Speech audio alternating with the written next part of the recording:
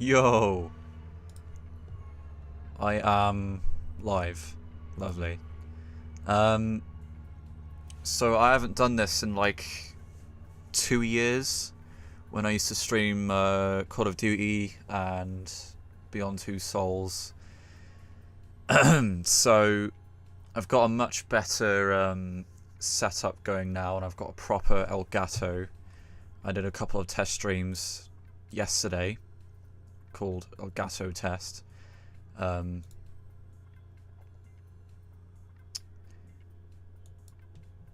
So yeah, I've got pretty much like a much better setup going on now, quintessentially. Excuse me. I just need to check something very quickly because I started this stream like 2 minutes ago, but it wasn't in 1080p for some reason. But now it is. It's getting the full res. Because if I stream it in 480, then I don't think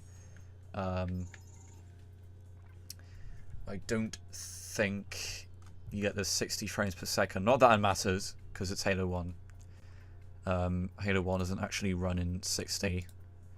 I'm sure at some points it actually runs in like 12 frames per second. But yeah, there we are. So here we are then in the dashboard of my Zobux. It's in pillar box mode, otherwise Halo will be stretched. I don't want that. So yeah, quick tour, I suppose. Not that you need to know what's here, but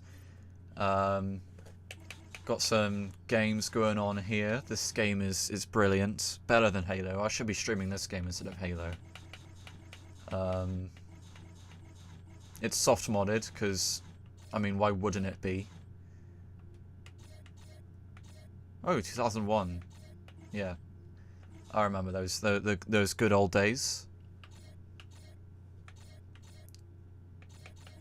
I haven't played Gran Turismo, not Gran Turismo. I haven't played Grand Theft Auto 3 on here very much, apparently.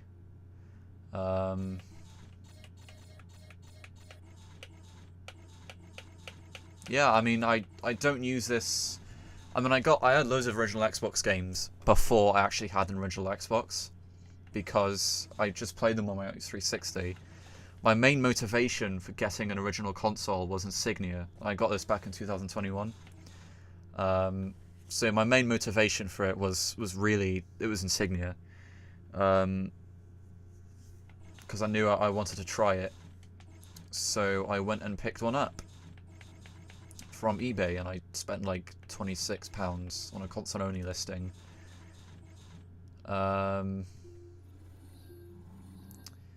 So yeah, I've got Xbox Live running on here, the real deal.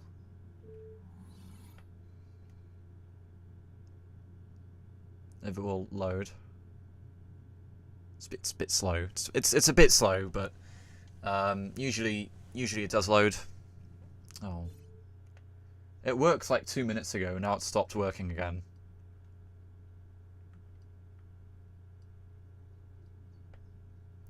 This is just perfect. This is just perfect.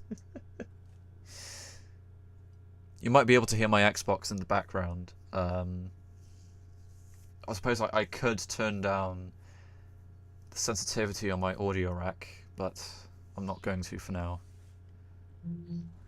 Yeah, we don't need to connect to Xbox Live, do we? There's no one on it anyway. Like, Insignia's dead as hell. It's a very underwhelming player count, even for Halo 2. I mean, when they first started supporting Halo 2, that was that was bigger, I guess. Until it just sort of died down, because I suppose the Master Chief Collection has overtaken it in terms of popularity. So Yeah, that makes sense. Anyway, let's get started, and then I'm going to start recording a backup copy of the stream as well.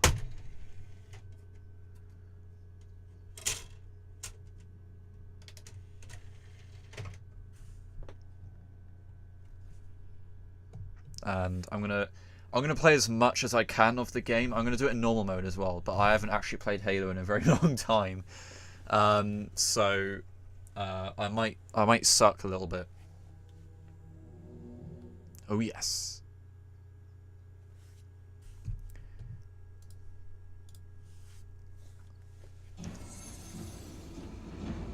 Oh, that's loud.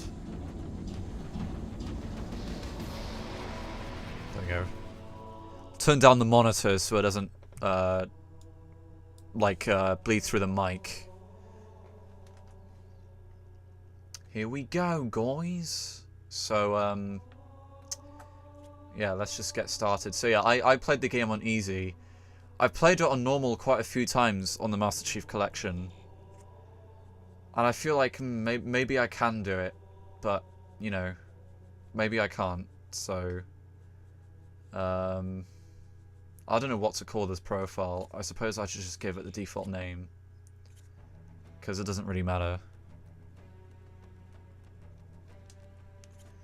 Before I get started, though...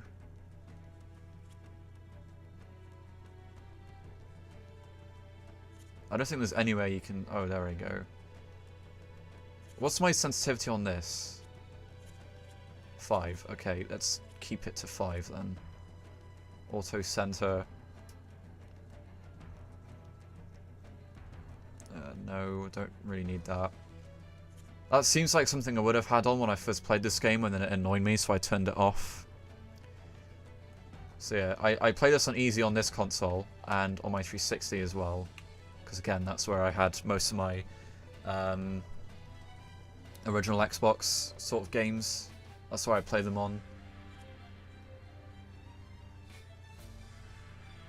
Alright, here we go. Normal mode. Let's hope I don't crap myself and make myself look like a prat.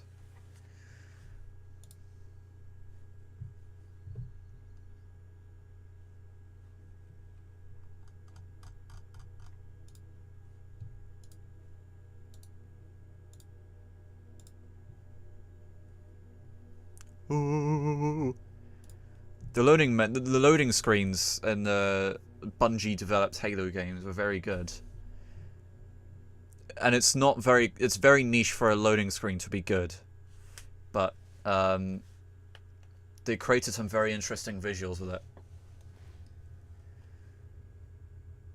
Oh boy. So yeah, there's no subtitles in this game, unfortunately.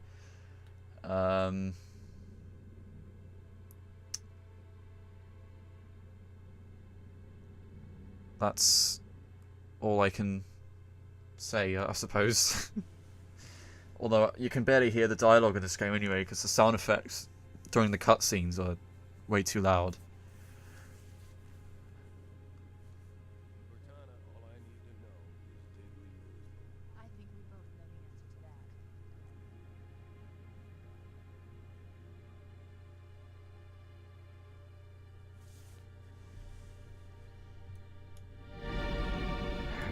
We made a blind jump.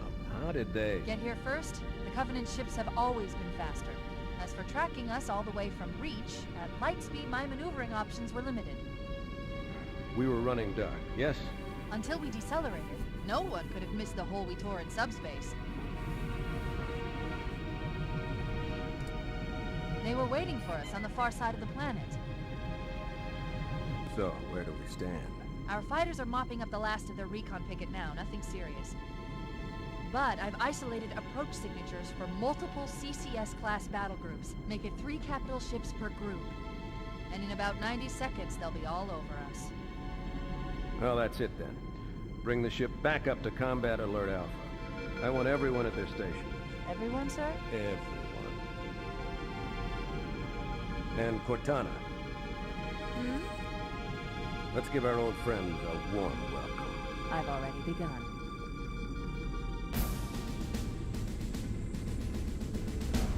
Attention, all combat personnel. Please report to your action station.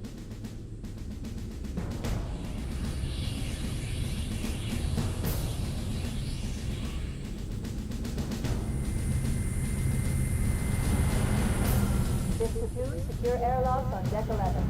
14th platoon, rendezvous with 22nd Tactical at Bullhead Charlie 14.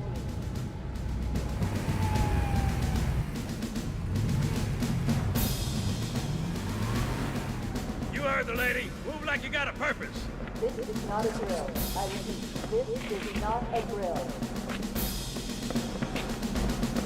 Once again, it is our job to finish what the flyboys started. We are leaving this ship platoon and engaging the Covenant on solid ground. When we meet the enemy, we will rip their skulls from their spines and toss them away, laughing. Am I right, Marines? Sir, yes, sir! Mm-hmm. Damn right I am. Now move it out! Double time! Attention all personnel. We are re-engaging the enemy. External and internal contact imminent. All you greenhorns who wanted to see Covenant up close, this is gonna be your lucky day.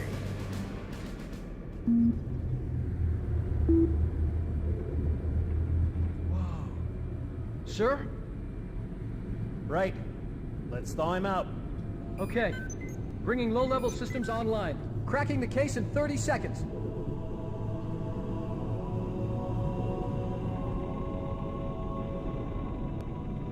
He's hot! Blowing the pins in 5!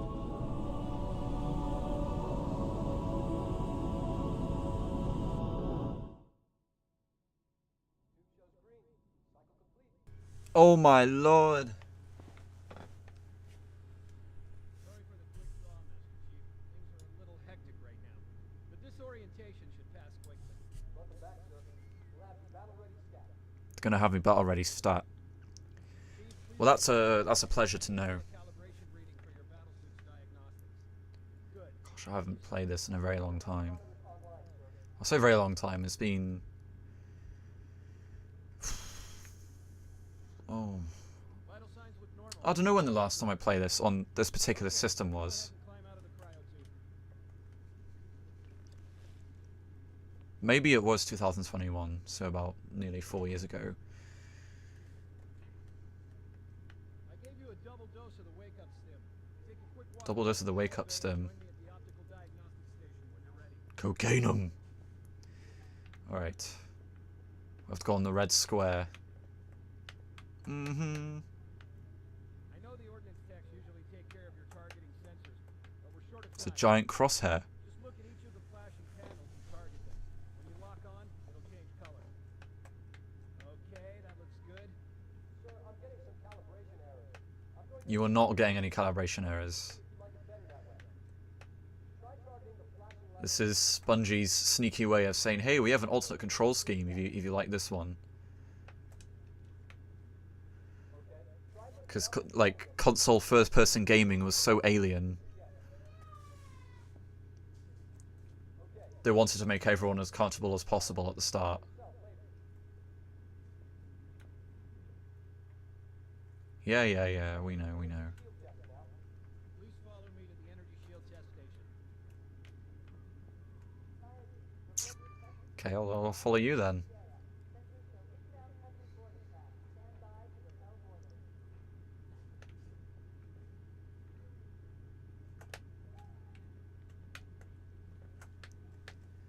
Okay, bring his energy shields online, please.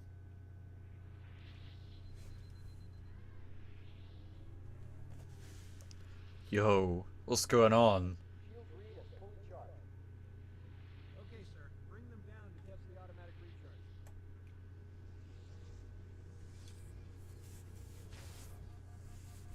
Oh no.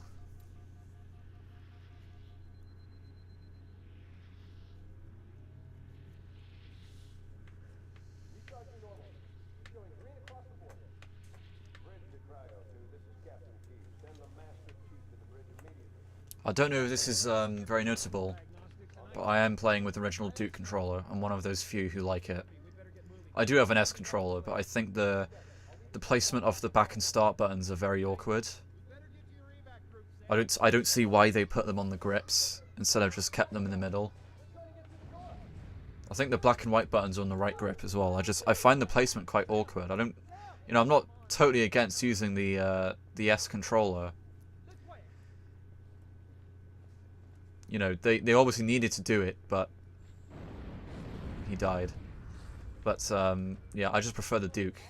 I suppose it's a blessing and a curse that I have big hands, because my hands fit around it completely fine. Like I can hold it like nearly any other controller. But yeah, no, I'm not. You know, I like the Duke. Jump scare. You can just walk around that guy. That is an elite, if I remember correctly. I'm a bit rusty with my Halo knowledge. Yeah, I'm not following you. It says on the floor where the bridge is. I don't even think he's coming anyway, is he? No, he's not.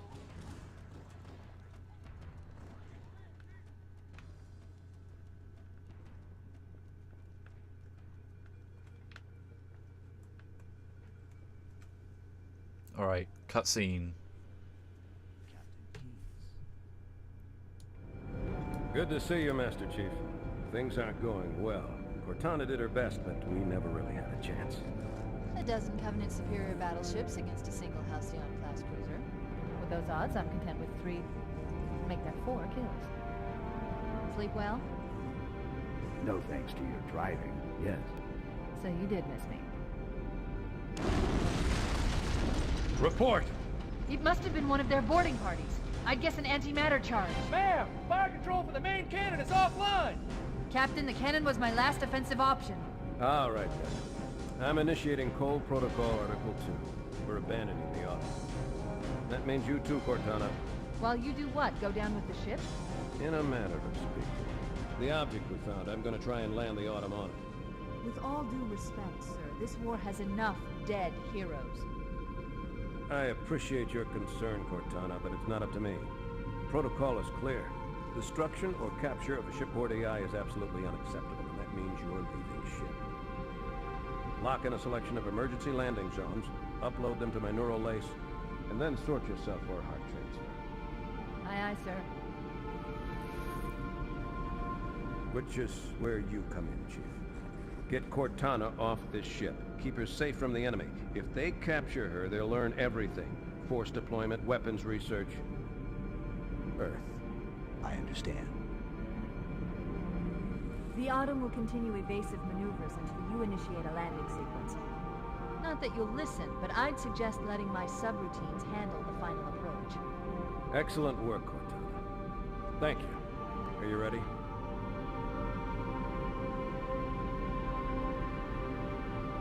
Yank me.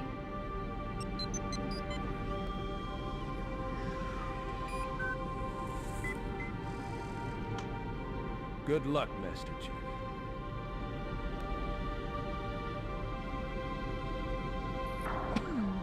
Your architecture isn't much different from the Autumn's.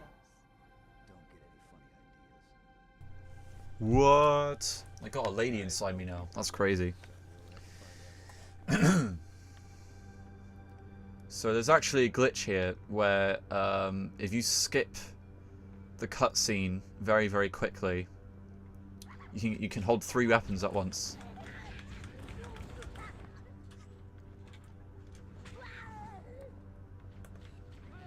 Those Marines Oh. could use some help, Chief. Do what you do best.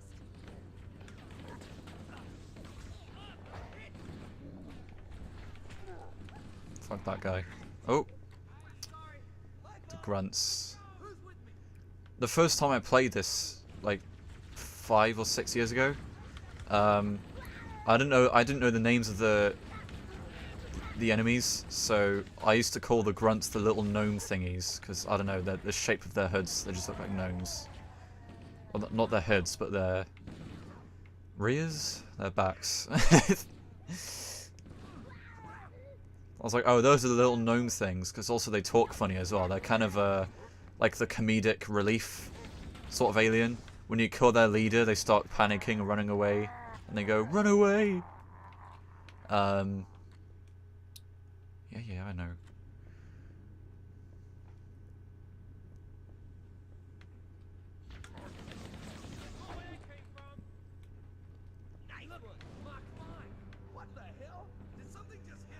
The Jackals, I used to just call them the shield guys, because that's kind of what they're known for.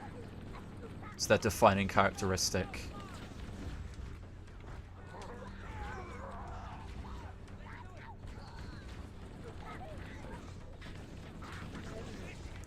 I don't recall the AR being so slow in this. It must be bound to frame rate.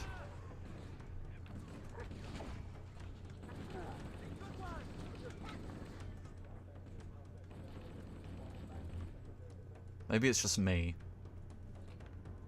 Overshield. They're using our lifeboat airlocks to attach their boarding craft. We go out and they come. They're attaching their boarding craft.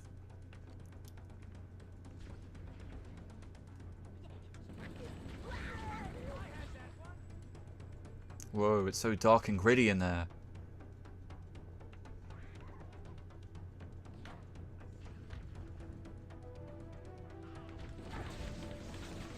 Oop.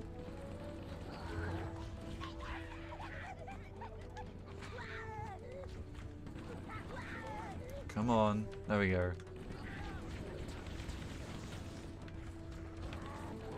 Oh, bloody hell. Come on, there we go. I don't know what I called the elites. The way I found out their names is through the instruction manual, because I was like, I don't know these guys' names. May as well find out.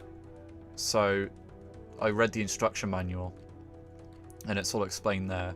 Because no one actually tells you the names of the aliens in this game. No one says, oh my god, it's a grunt or anything like that. You just sort of... You jump in blind to this game.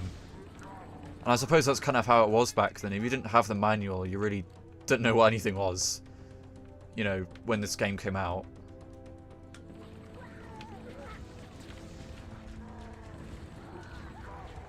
That's why cover art was a lot better back then as well.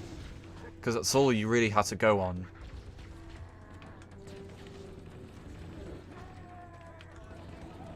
So, artists cared a lot more about it.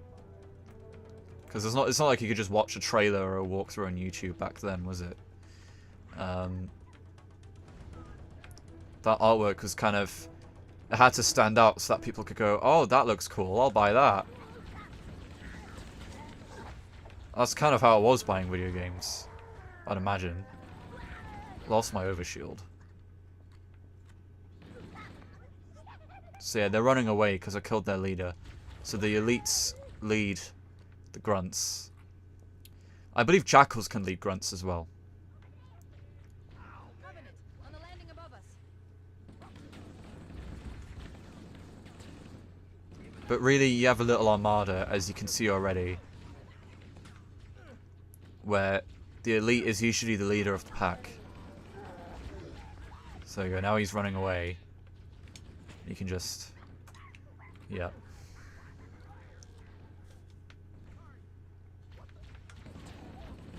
I remember watching an interview with Marty O'Donnell, which, you know, he's not a perfect figure these days, but he seems to know some stuff about game design, which is fair enough. I think he was playing this game in co-op with... oh, I can't remember their name, but he was playing something with some guy on YouTube, and he mentioned that this is the part with the stairs that teaches the player to look up. Because even when Quake first came out, in a lot of control schemes for Quake, if I recall correctly, you couldn't look up and down by default. Or, you know, if the mouse was used to play a game, the mouse, if you moved the mouse up and down, you'd go, you know, backwards and forwards. Left and right would still be left and right, but it would still be a very straightforward angle. So looking up and down in a first-person shooter was almost still kind of like a new thing. So this staircase is here to get the player to look up and go, oh, I can do that.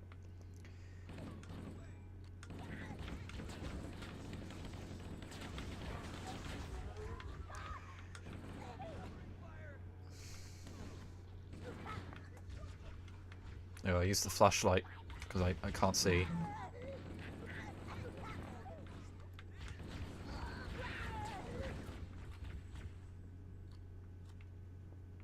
This is also a solid wall, according to AI. He can't see me even though it's translucent. It's merely a rendering effect. How did I run out of shields that quickly? Was it you? Keep your head down. There's 2 of us in here now, remember? Sorry? I don't recall asking. There we go. Picked up a health pack. Explosion. Oh, wait.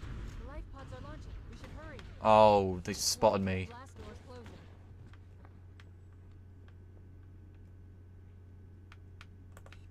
We have to use the ship's maintenance access ways. Follow the nav point. It will lead you to an opening. Oh. Look at this dude. He's proper freaking out. Grunts, like I said, they're the, like, comedic relief of the game, but, they would be terrifying in real life when you consider Master Chief is, like, what, 8 feet tall? So that probably means the grunts are 6 feet, and that's, like, just about more than the average height of a person. So, in a sort of life-size scale, grunts are huge. They would end you. We need to find another route. Motion tracker shows all clear. Wait, we need to get through that door, but it's been damaged by an explosion. I love the flip that he does with the Magnum. He doesn't need to do that.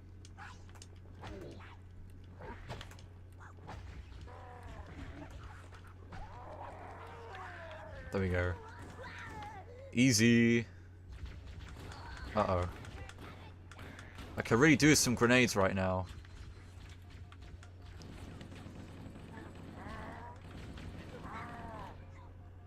Oh, goodness.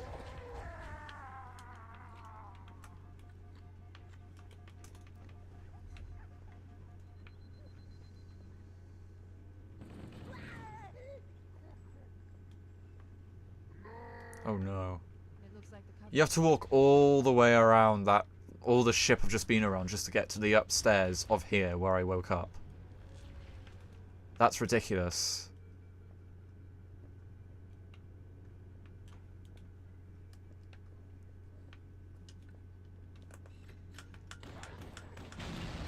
Whoa.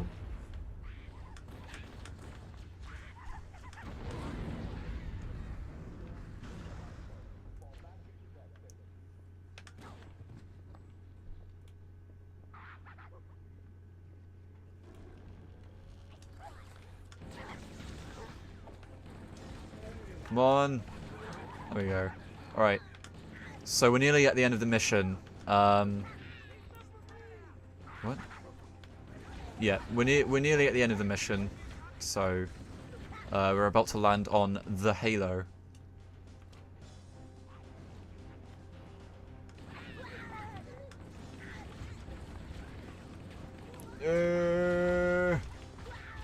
Oh goodness.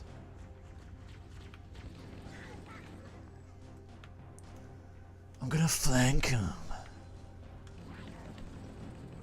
Where are the grenades? There's a grenade. There's a grenade tutorial coming up in a moment.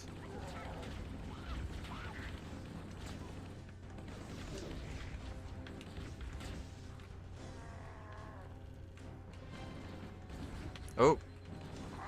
There we go. Alright, got him. Oh, here they are.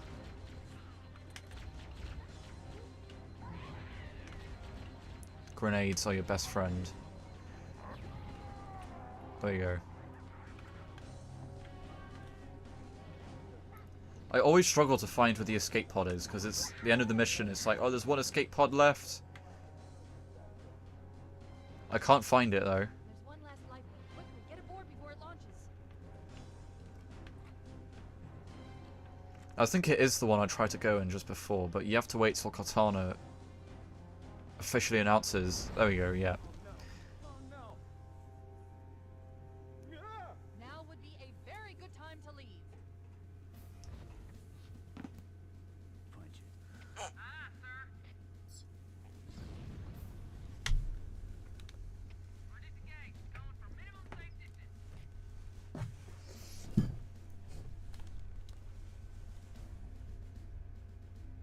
Look, Wasn't he meant to speak there, or did I just not hear it?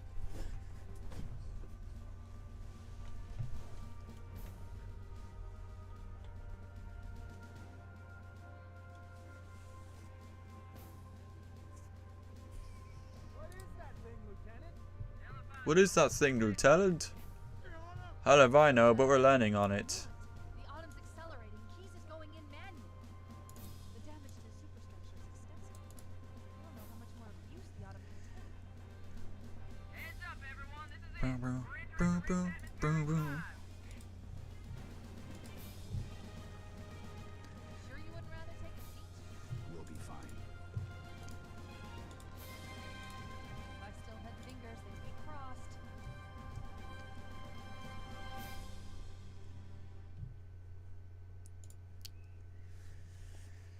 Everyone dies.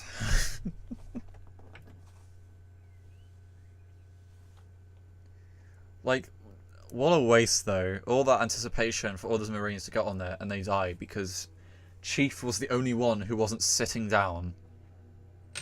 So when the pod crash landed, he just bounced around the whole thing and killed everyone in his path. Due to the force. Okay, that isn't officially what happened, but it's most likely what happened. We're coming in too fast. Damn, air brake failure. It flew too early. I'm losing her. Right for impact.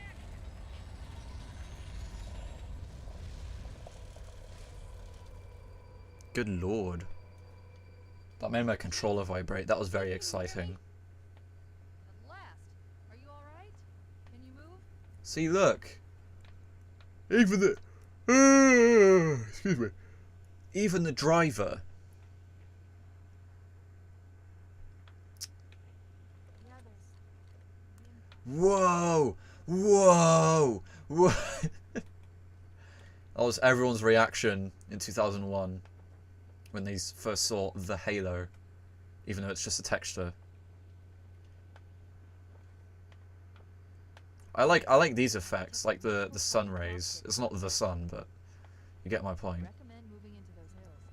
If we're lucky, the Covenant will believe that everyone aboard this lifeboat died in a crash. Ooh, the trigger's a bit overzealous on this controller. Alert! Covenant dropship inbound. They must be looking for survivors. I recommend immediate evasion. It's crazy that you can have like 20, 30-year-old controllers, like the Duke and all the old PlayStation controllers and everything. They still work perfectly fine. Whereas you get like a DualShock 5 or the PS5 controller, whatever it's called, a Nintendo Switch Joy-Con, and it starts drifting after like 3 months of use for a lot of people.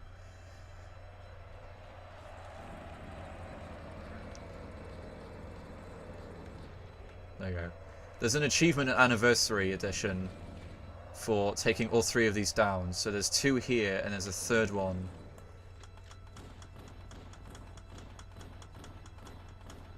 That comes up later on.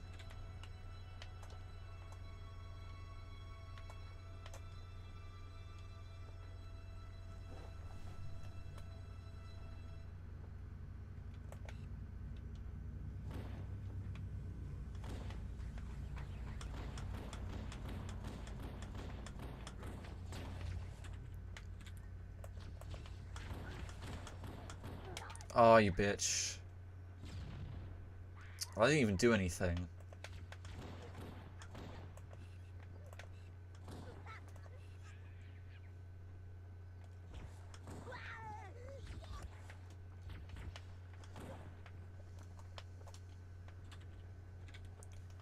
I find this section of this mission, dare I say, a little bit boring.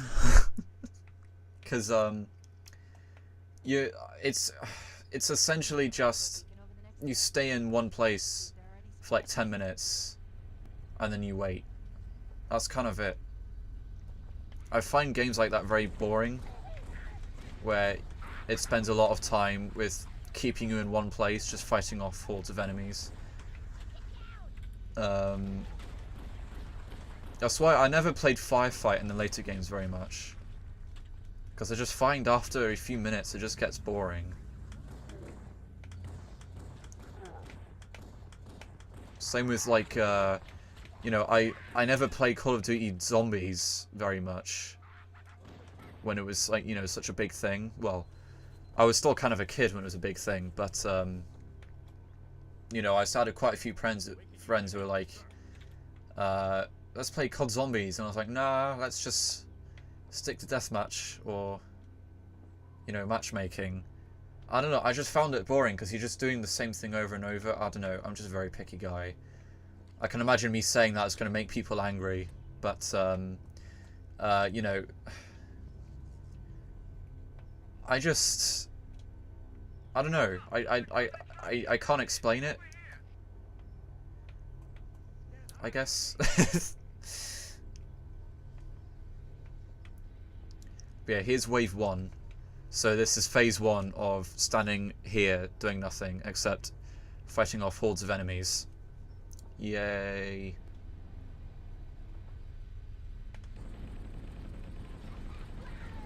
Oh, I just missed that. This is where the jackals are introduced. I don't think we had any in the first mission in the Pillar of Autumn.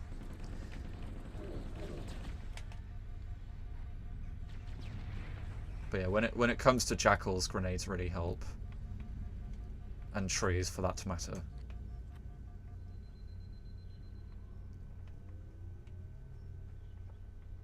Look sharp!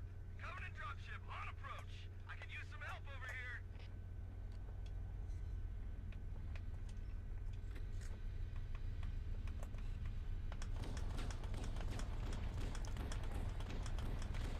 Oh, no. I tried to get the elite, like, as soon as the dropship lands. Because you can engage them as soon as those doors open.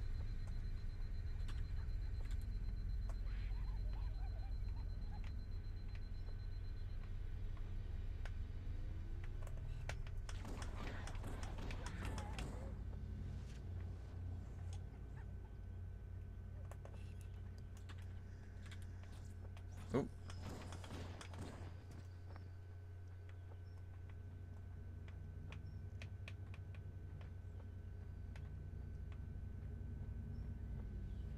Here's the third one. I think there's 4 or 5. I don't know. I suppose you get used to it as you replay the game. This is, honestly, I think I've replayed this game the least.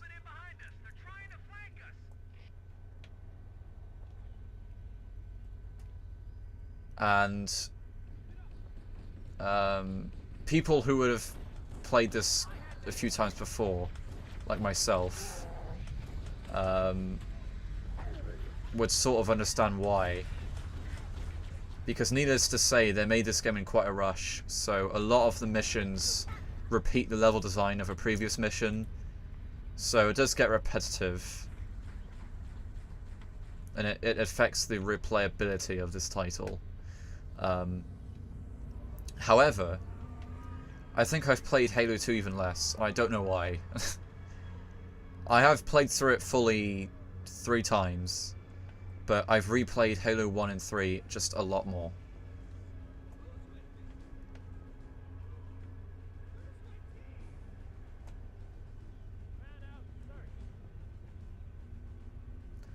I believe you meet Sergeant Johnson here, but I may have missed it. He's a very minor character in this game. He becomes a lot more like alive in the second one. In fact, he's the very first person you talk to in the sequel.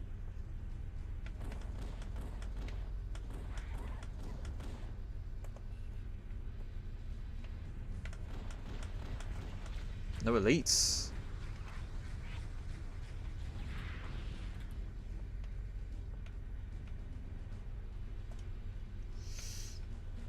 Well, that's it, I guess.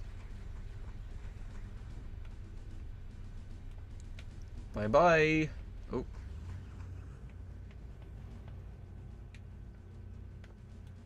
I think that's it. Unless there is another one. I'm just being silly.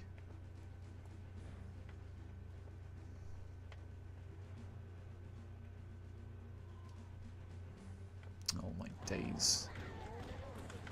Prats! Oh, plasma grenades. If you can stick a plasma grenade onto an elite, that is your best bet. But do watch out for them, because they are like nukes in this game.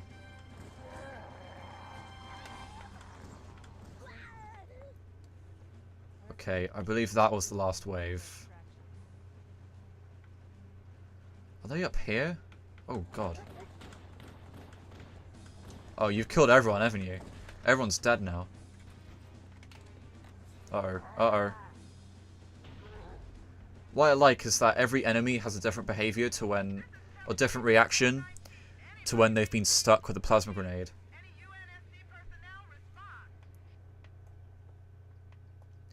So the grunts run away in panic. I don't know what the jackals do. The elites, though, they just... they know their fate, so they try to charge at you, which is why as soon as you stick an elite, you gotta run away. Because they'll charge at you, because they'll try to get you in the explosion as well. Look, more lifeboats. They're coming in fast. If those lifeboats make it down, that means they're going to be right on top Oh boy. Bowhammer, we need you to disengage your Warthog. The Master Chief and I are going to see if we can save some soldiers. Roger, Cortana. Here we go. Oh, there's already a person on it. Saddle up and give 'em hell. Roger, Bowhammer. Roger, Bowhammer. Stand by to evac survivors and transport them to safety. That's affirmative. This is the best thing you can do in Halo, is drive a Warthog. The physics are very temperamental. If it comes off the ground, it'll either tip all the way forward or all the way back. There's no in between. Because they use, like, they try to create their own physics sort of engine for the Warthog. So you see there, it tips all the way forward. And it whips around quite a lot as well. Halo 2 uses the Havoc physics engine, so vehicle handling became a lot better.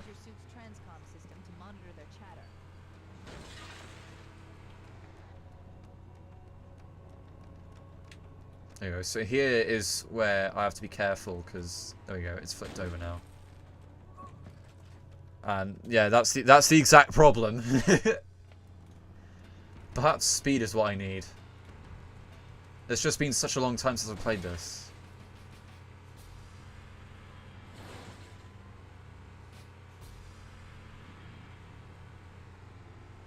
Oh no. Oh, I made it. Okay, maybe not. I need a good backup here.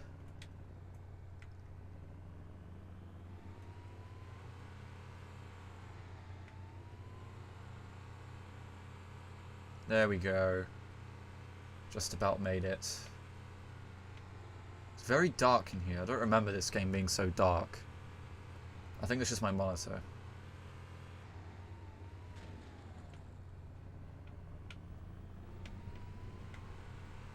I see one.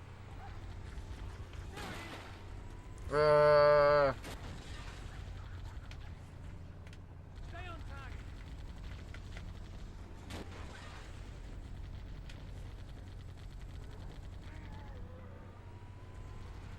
Dead.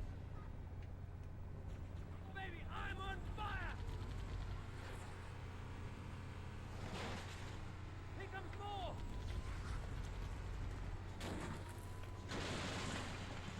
There's no damage model for the Warthog in this game, I believe. You can bash it into a wall as many times as you want. It won't sort of You can't be a detriment.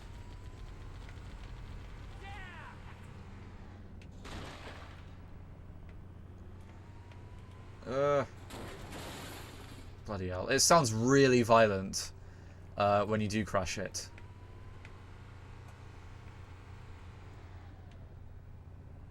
There's another one.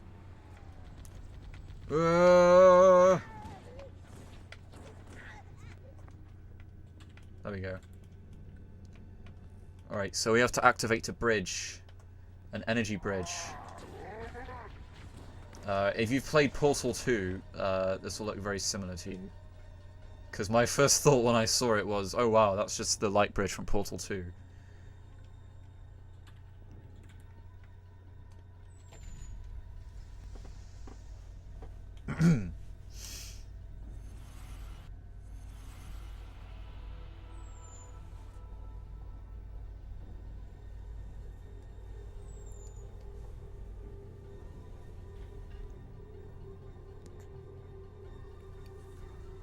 Oh my lord.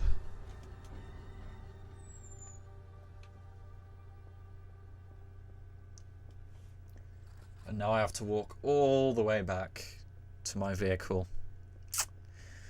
Oh boy.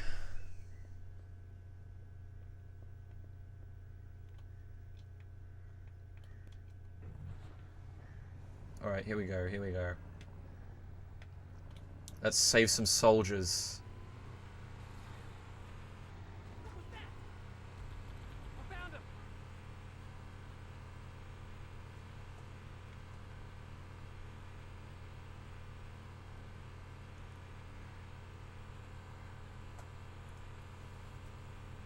A lot more crew made it off the Autumn than I had predicted. The captain really gave them hell. If we can find Captain Keyes and the other survivors, we have a chance to coordinate an effective resistance. Yeah, I don't know about that, Cortana. We'll see.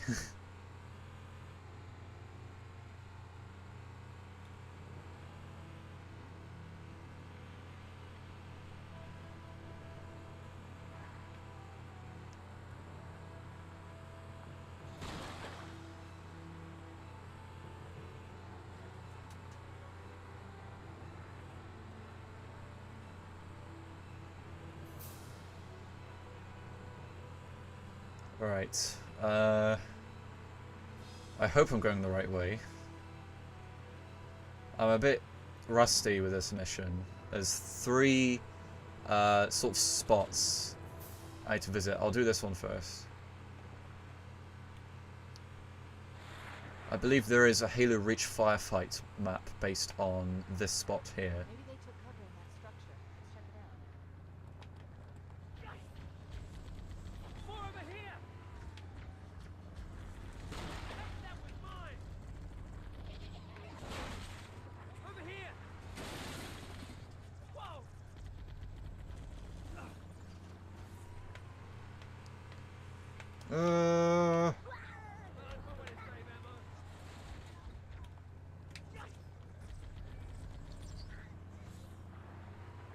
That one's free!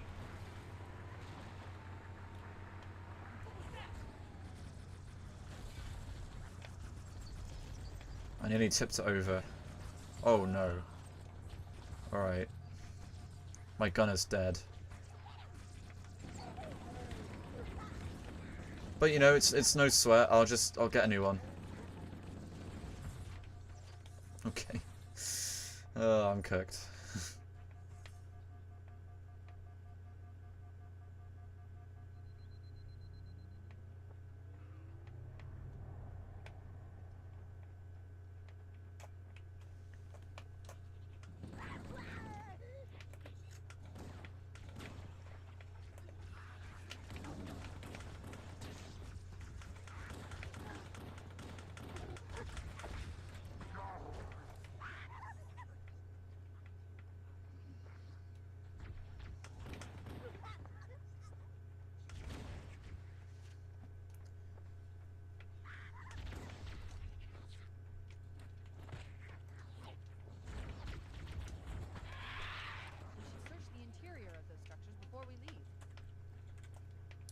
Yeah, I hear you.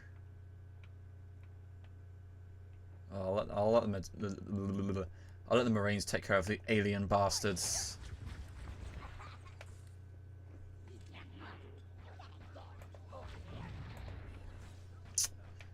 Smooth.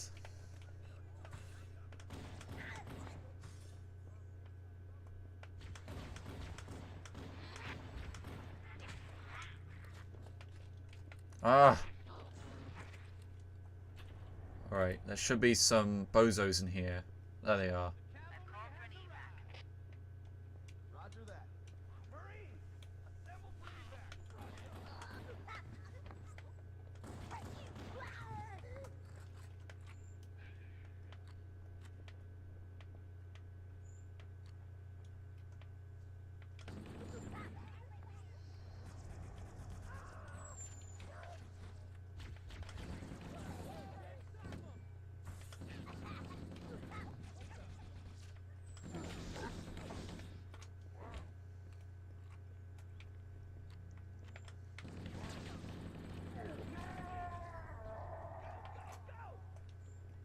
You heard it here first.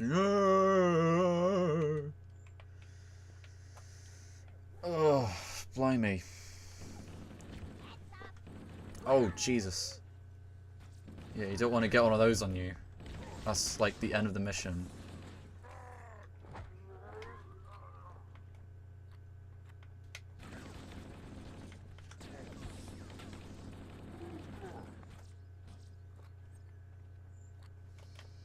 This game's very generous with assault rifle ammo. We read you, Echo 419. We have survivors and need immediate dust off. Roger, Cortana. On my way. I spotted additional lifeboats in your area. One near a rock slide, and another near the head of the river. Hard to see from my altitude. That was my phone. Like there are more survivors. Probably bozos on Discord. We're on our way.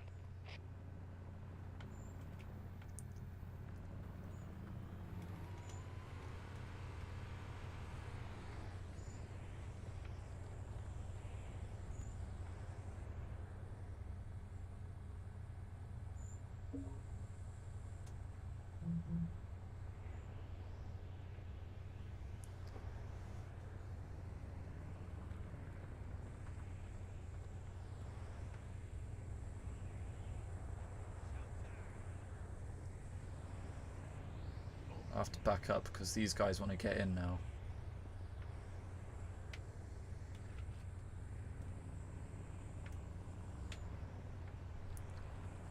Alright, let's find more people.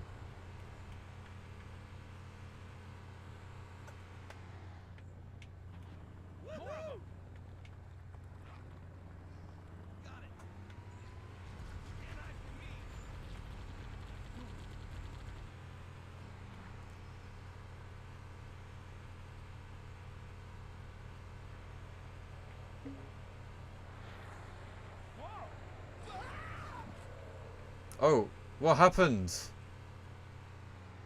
I didn't even see what happened. My gunner, man. This is my least favorite part. Oh, no, no, no, no, no. Hey. It's like Grand Theft Auto all of a sudden. Just with aliens. My days. I should have seen that coming. Marines hiding in the hills above the structure. Oh, he's got a sniper. He's no-scoping them.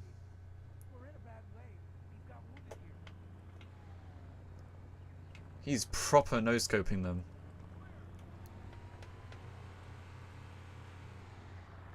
Here comes more.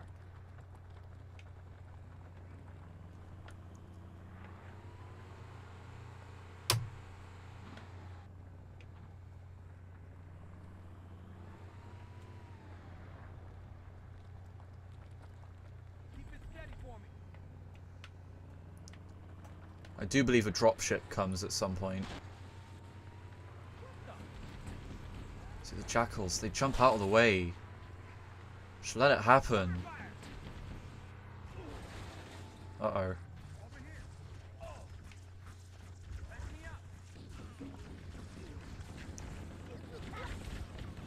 I'm cooked, I'm cooked, I'm cooked!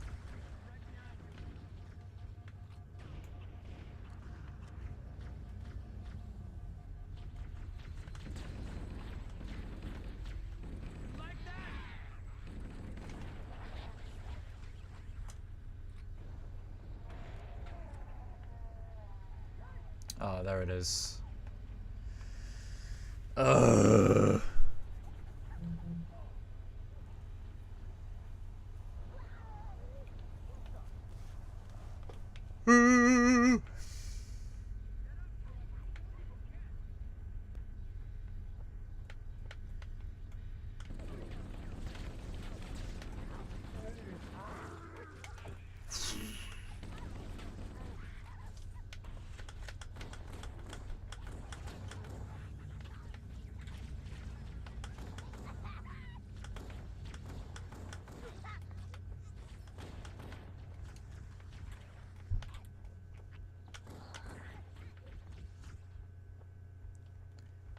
All right.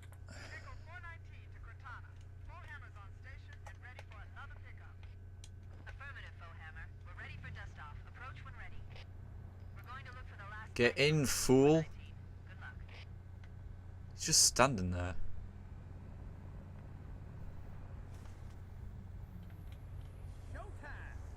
There we go. I got my gunner back.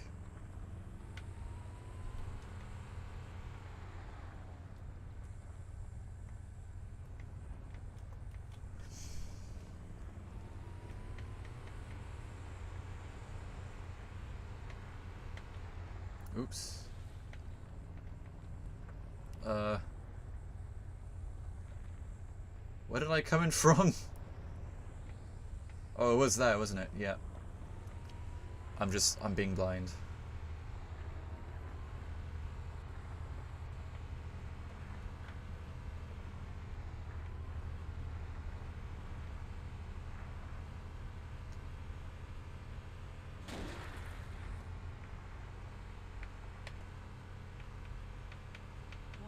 I picked up reports that the Covenant Here we are. I think this is the last part, maybe?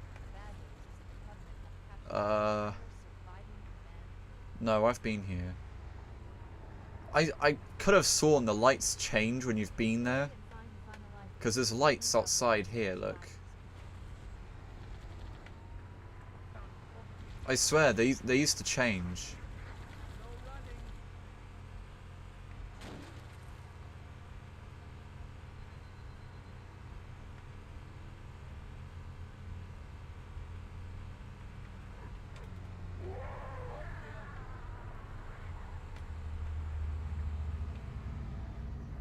That's just the back.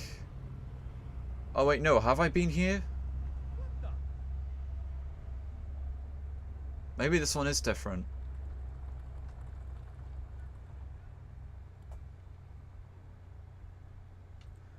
Oh, it wouldn't hurt to look.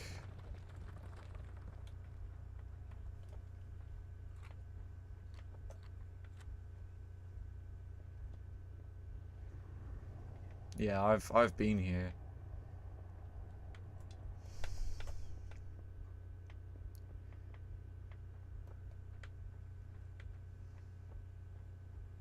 It's him.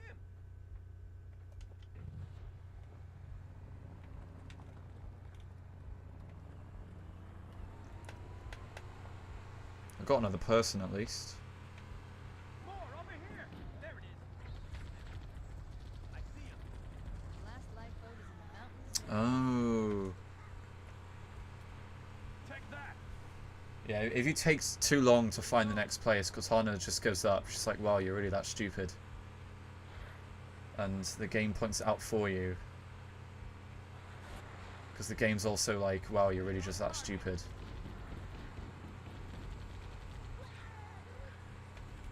Got it. Nice shot. Fire, baby. Ah, this is slightly different from the last one. Or the previous one that I actually saved Marines in.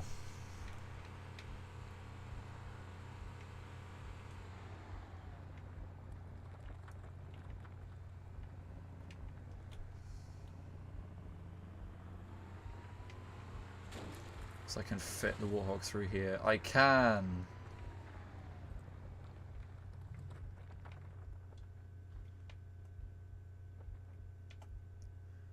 I believe that they are up here.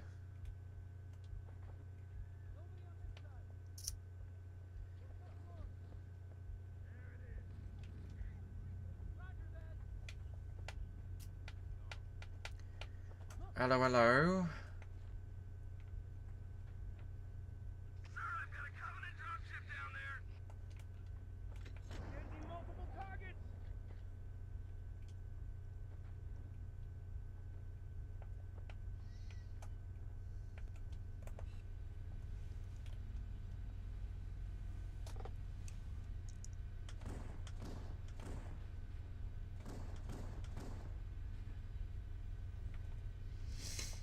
Quick scope, first try.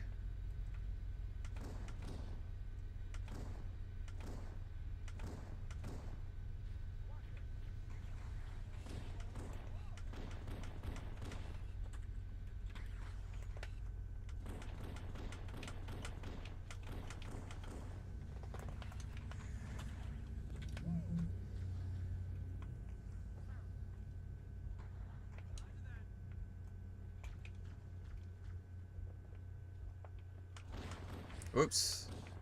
Oh boy.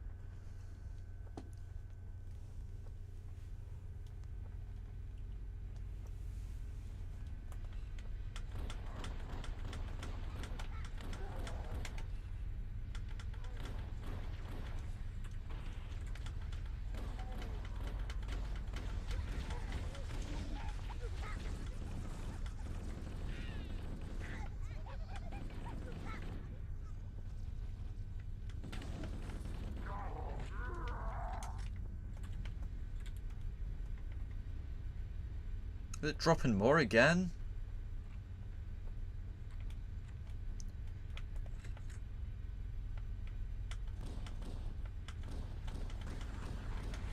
Oh no.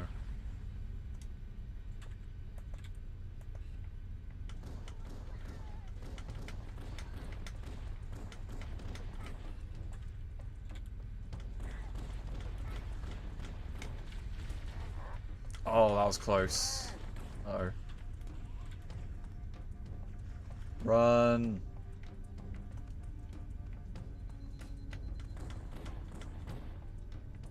I think the Marines are dead again.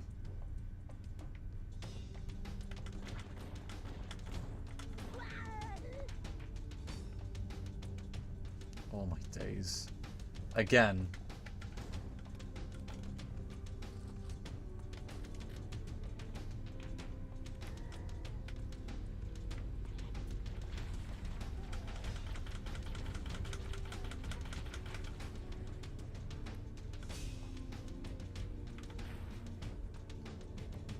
Alright, well, if the Marines are dead up there, I can take their sniper rifle.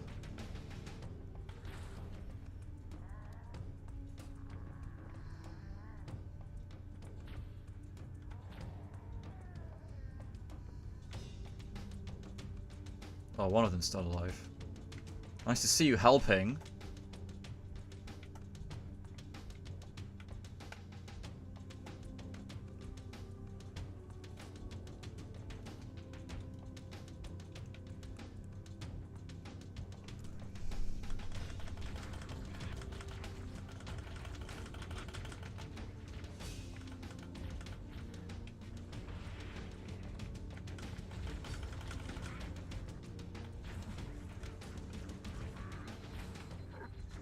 Oh my... Sly bastard.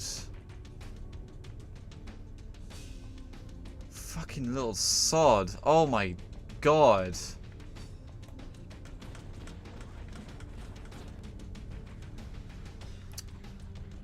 Man. I just heard his little chuckle before he whacked me. Alright, I'm going back up here, man. Yeah,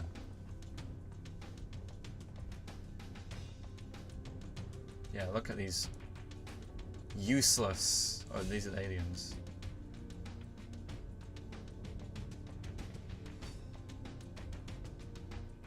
Oh no, they are all dead now. There was literally nothing I could do. They killed themselves. Oh, never mind.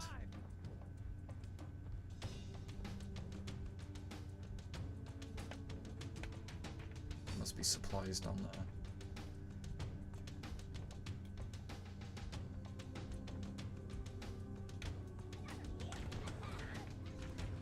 Oh.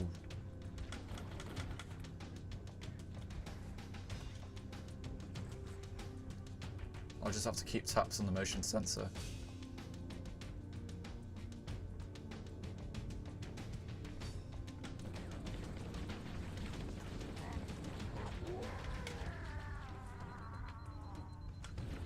Oh my god. Okay.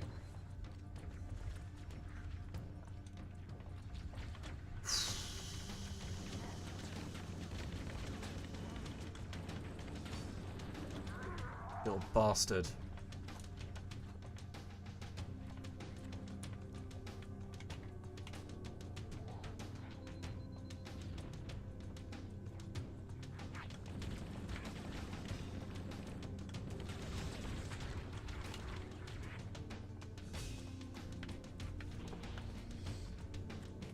I wasted 2 medkits.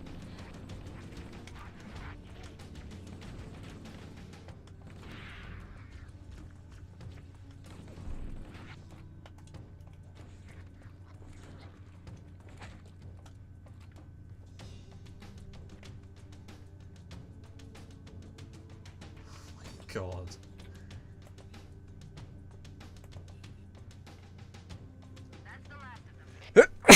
Oh, I sneezed. New traffic on the Covenant Battlenet. I found Captain Keyes. He's being held on a Covenant cruiser, the Truth and Reconciliation, a ship I disabled before we abandoned the Autumn. The Truth and Reconciliation touched down on a desert plateau roughly 300 kilometers upspin. So they found Captain Keyes, but they kidnapped him and they're hemorrhaging him for information. There's our ride. Get aboard and let's get out of here. Welcome aboard, Master Chief. Ready for dust off.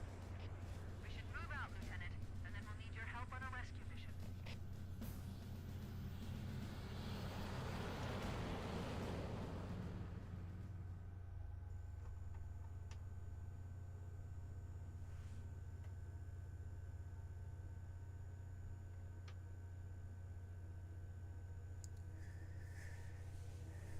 Let's just commence forth.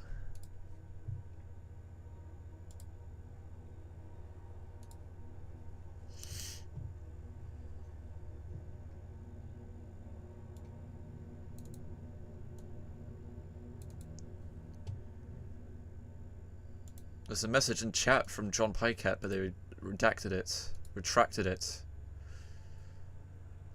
a shame I didn't see it in time. I got this control panel for YouTube Live and the software I'm using, but it doesn't show me the chat. So I'm thinking, what's the point? If you're not going to show me the chat. I'll have to find some sort of plug-in. Actually, can I pop out the chat? I can. Alright. That's what I'll do. There we are. Did I just... I didn't mean to do that. The enemy has captured Captain Keyes and are holding him aboard one of their cruisers. Oh, I don't think you can skip the cutscenes in this. The ship is currently holding position approximately 300 meters above the other end of this plateau. So how do we get inside the ship if it's in the air? The Corps issued me a rifle, not wings. There's a gravity lift that ferries troops and supplies between the ship and the surface. That's our ticket in. Once we get inside the ship, I should be able to lock on to The game isn't in widescreen because it doesn't actually support widescreen. This is from 2001, so it doesn't just support widescreen whatsoever. without being spotted.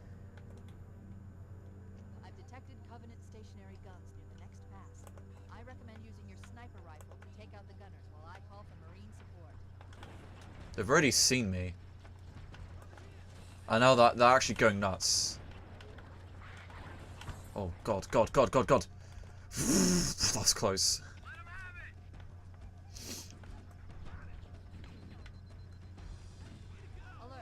Yeah, about the chat, I've got it in pop-out mode now. So I can see it.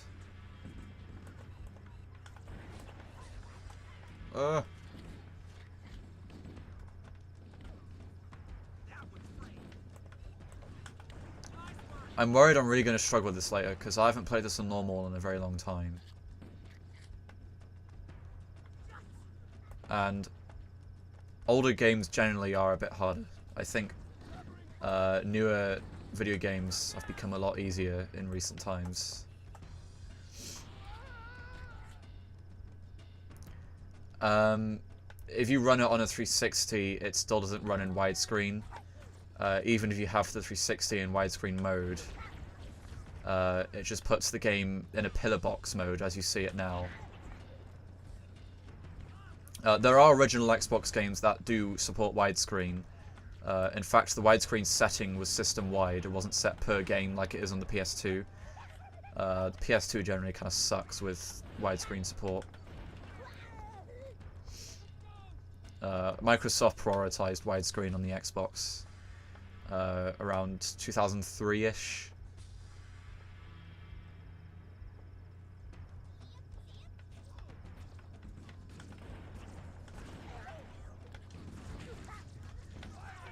Strangely, some cross-platform games will have widescreen on the Xbox version only, and they still won't have it on the PlayStation 2 and GameCube counterpart. An example of that is The Simpsons Hit and Run.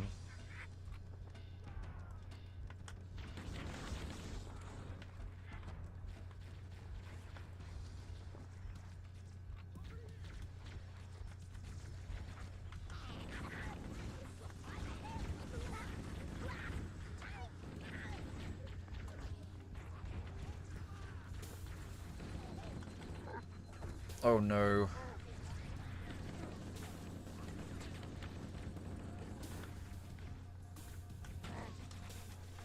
Ah, you...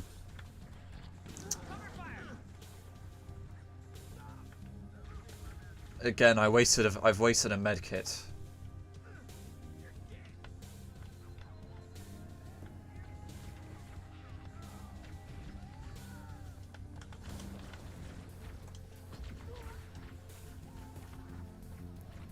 Gone into battle without having reloaded. Well done, me. Dude, the elites are really kicking my ass here. Oh, Christ. I'm surrounded.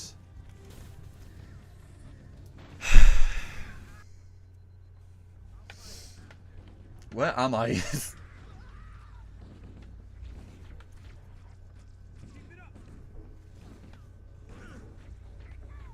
Hopefully I haven't taken the medkit yet.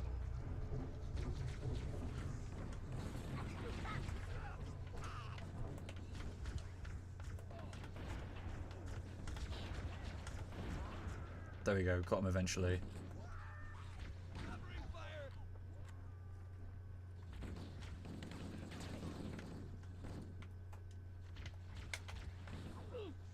Oh no!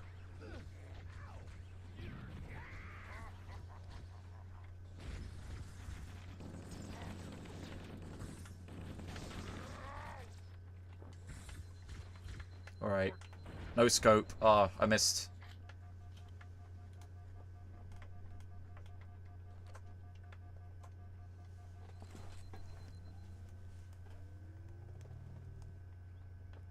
Yeah, you should definitely, it's a really good game. I've played it on the MCC myself.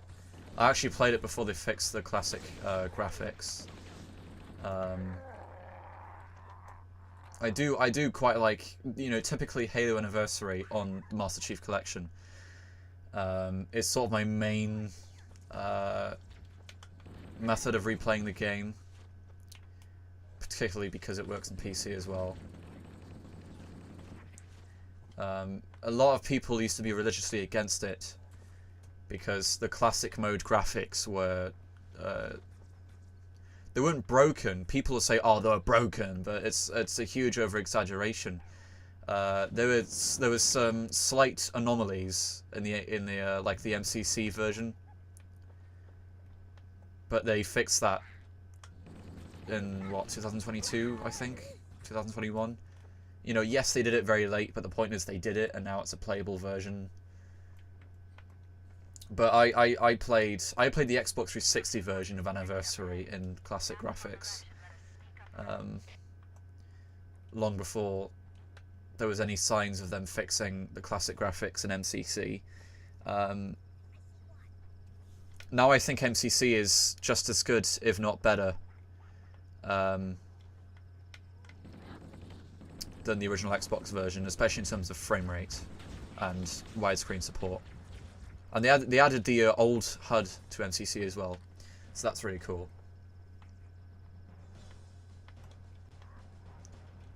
But in terms of the Anniversary, like, remastered graphics, I think visually they look alright, but artistically, you know, comparing them to this original title, they look awful. You know, when you remaster a game, you want it to, you know, it's meant to be a remnant of what it originally was. But Halo Anniversary looks completely different to what's meant to be a remaster of. They did it completely wrong. Oh crap. Oh no.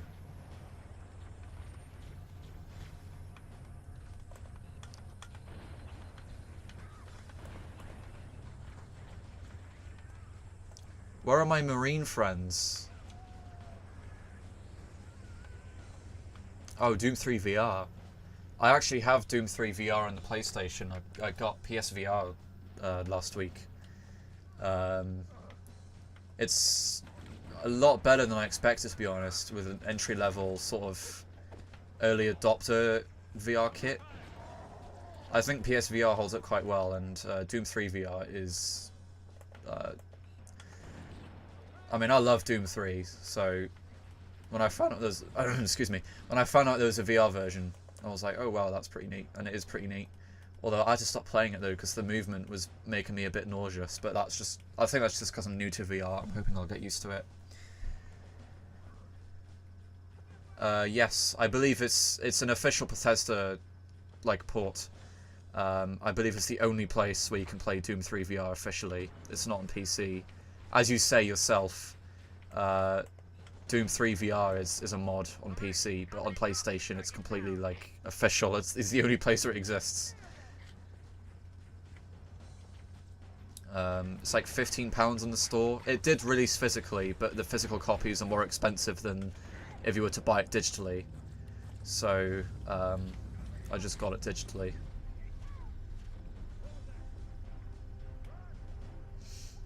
Superhot VR is very good. Maybe I'll stream VR someday, but I don't know if I barely have the room for playing it, so streaming VR is going to be a pain in the ass.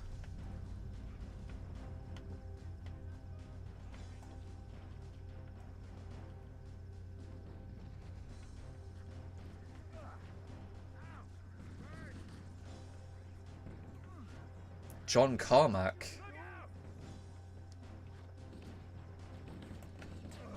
He does work at the Oculus division of Meta now, though, doesn't he?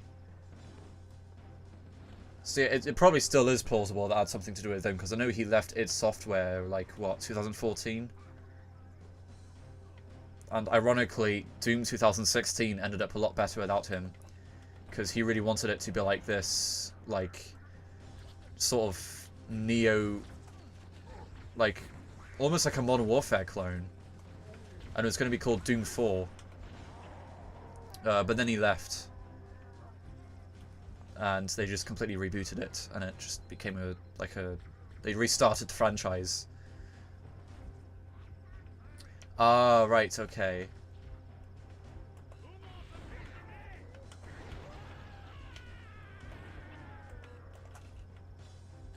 I see. No pun intended. Yeah, no, I mean, VR's really cool.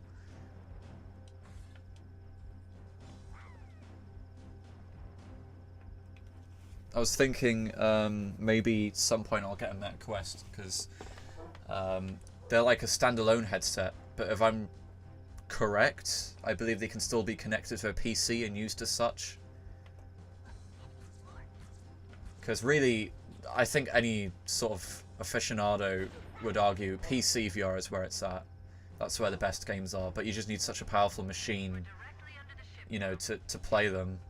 That's why no one wanted VR when it first started, or when it first got big in like 2015 or 16, because you needed like a $2,000 computer to utilize it properly.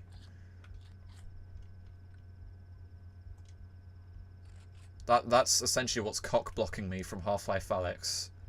I would really, really like to play it, and I've wanted to play it since it was announced. But as soon as I found out in late 2019, oh, it's going to be a VR title, I was like, yeah, that's my chance of playing it completely gone. And nearly 5 years later, I still haven't been able to play it. Because, frankly, I can't afford it. One day, though, one day.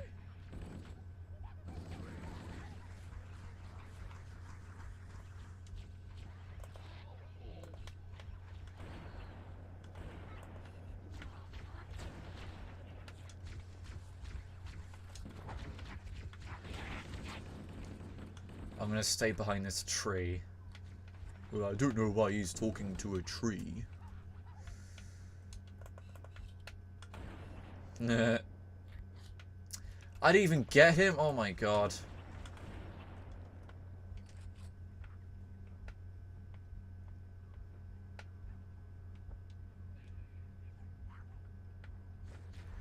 I mean, when did the GTX 1650 come out? Like 2018? I think graphics cards from the late 2010s have aged very well. I mean, I'm still using an RX 580, which might work for VR, I don't know. It still depends on the title. But yeah, I do get your point. I mean, I've still got the box for my RX 580, and it says, this is VR capable. So I probably could get away with running VR.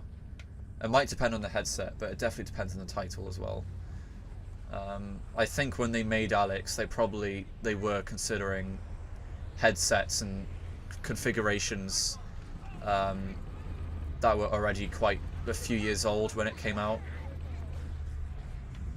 Obviously, the only reason Alyx exists is to sell the Valve Index, but they did make it work with quite a few sort of, like, even the Windows Mixed Reality headsets worked, and they're crap. But yeah, maybe someday I'll pick up like a second-hand Meta Quest if you can link those to a PC and use them for like Steam VR. You know, if my computer can handle it, because I'm on a Mac Pro and it's a little old.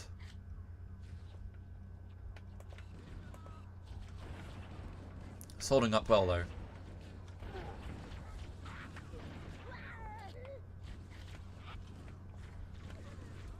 Yeah, I know. They really wanted to do that HoloLens thing, but I just don't think developers were interested in it. I think that's the problem, developers weren't interested. It's the same thing with almost like the Windows Phone, that developers just weren't interested in developing for it, that's why it failed. Because the people who did buy it, they were like, oh, well this has like no apps. Because no one wants to develop for it.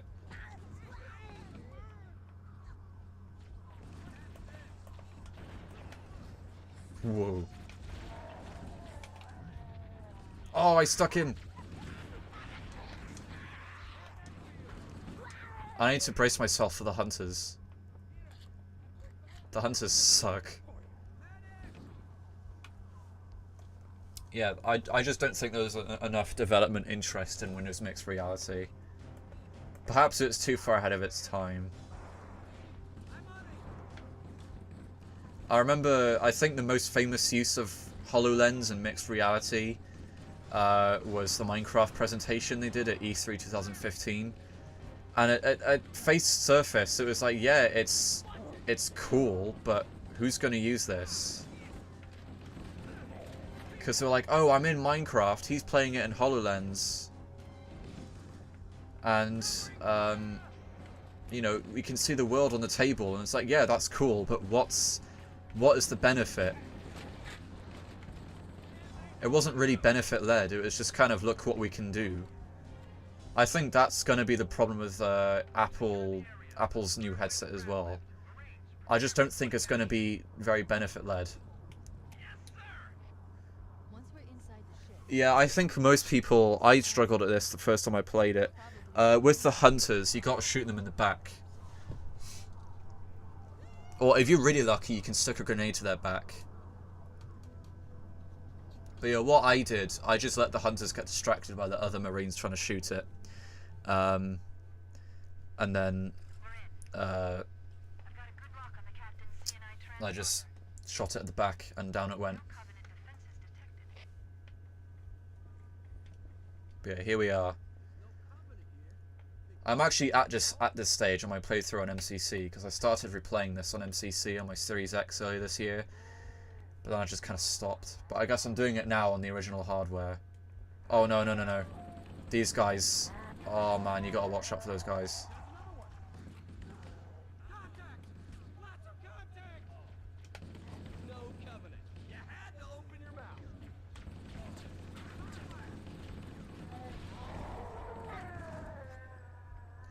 Oh, that sucks. Yeah, because I don't know if they were considering it for PC on Bedrock. But the PlayStation version of Minecraft Bedrock was quite amazing because it had PSVR support and it was one of the only versions to officially have virtual reality. And they've removed it from the latest update. I think just because they felt like it. And it really sucks because I only got my PSVR last week, and I remember, because I have Minecraft for PS4, I remember thinking, oh, I'm going to try PSVR Minecraft. It might play very, very well. But yeah, that's just gone out the window, unfortunately. They removed it from the game. It's quite sad, but I mean, there's VR mods for Java Edition, I imagine, like you mentioned Vivecraft.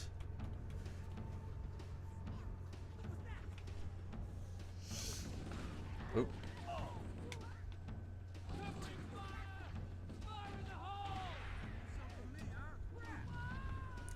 Good days. Oh my god, I'm really back here, huh? Oh yeah, they don't see motion tracking. It's not too detrimental, I suppose.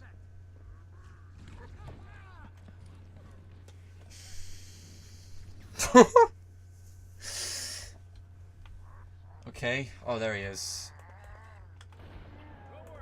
There we go. Get them in their prime.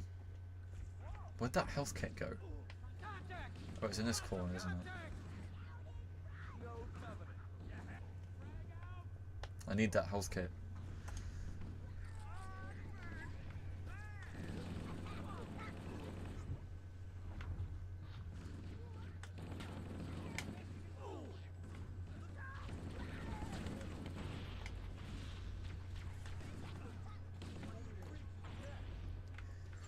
Possibly.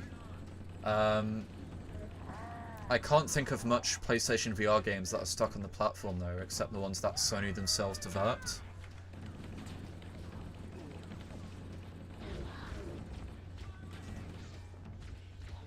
And the good thing is that they all work on PS5. You can use PSVR 1 on PS5, as long as you have the original Move controllers and the original PlayStation 4 camera. You can get adapters to connect the PlayStation 4 camera to the PS5 and it'll work. So they're not fully stuck on PS4 in that sense, but the only titles I can think of that are stuck on PSVR are the ones that Sony made. So like Astro's VR Experience, I think it's called, the Playroom VR, PlayStation VR Worlds. I can't think of much more. A lot of PlayStation VR games are on PC as well. Like, I know Superhot VR, I think that's on PC. Superhot VR, I don't know if this is true, but I've heard it's widely regarded as one of the best VR games ever made. It does play very, very well.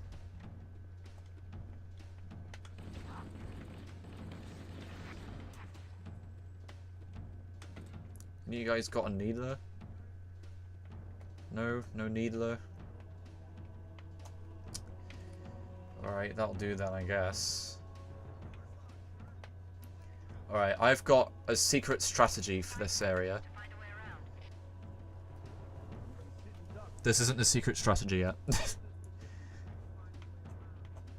It is a risky move.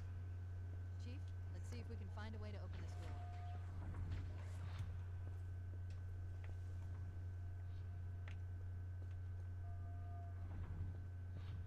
door. Yeah. I don't know what my setup would handle. I suppose headsets that came out around the time. But then there's going to be newer titles that won't work on older headsets.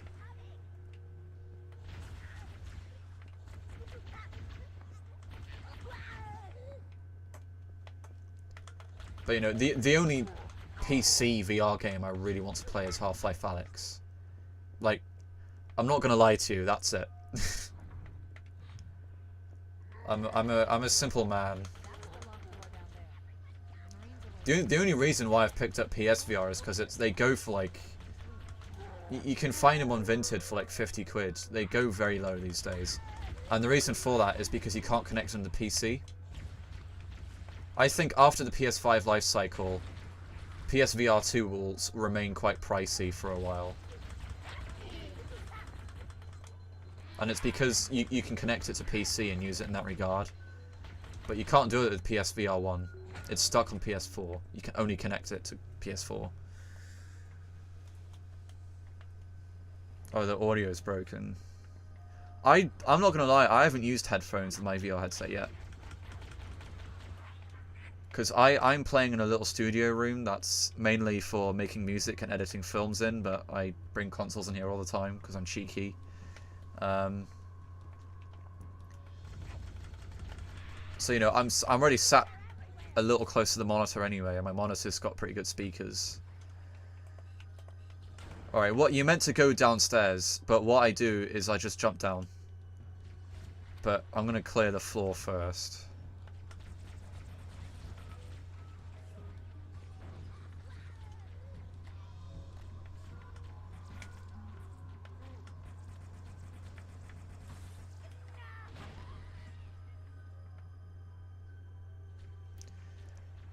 Theoretically, yes, you can connect the processor box. I mean, it's a USB connection, so theoretically, yes, you could do that. However, it is a proprietary sort of control scheme. It's a completely proprietary protocol, and I don't know if anyone's figured it out yet.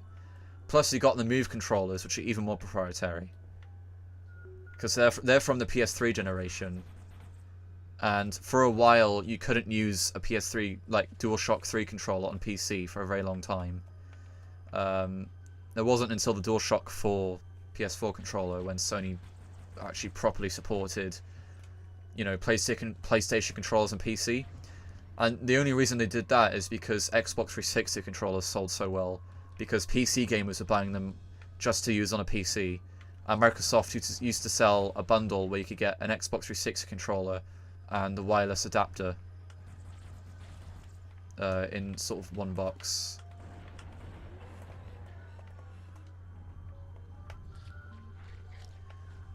Alright, that's as well as I can get it.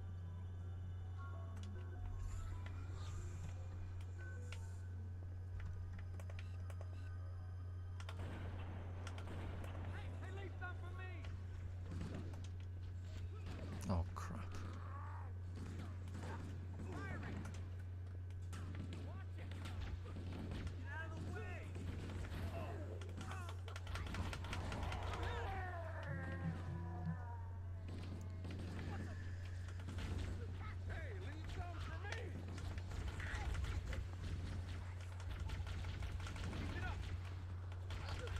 I tend to find this mission a bit slow.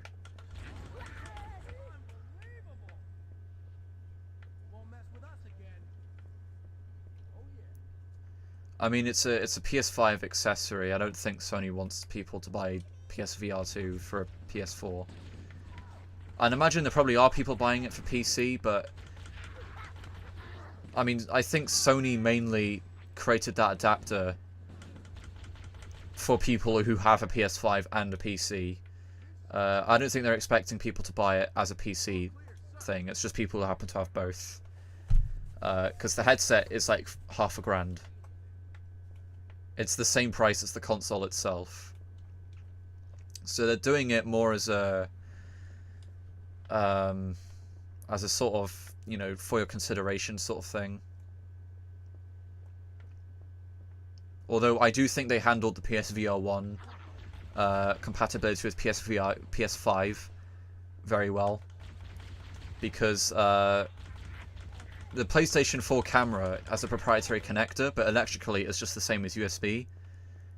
It's USB, but in a different shape, kind of like how the original Xbox controllers work.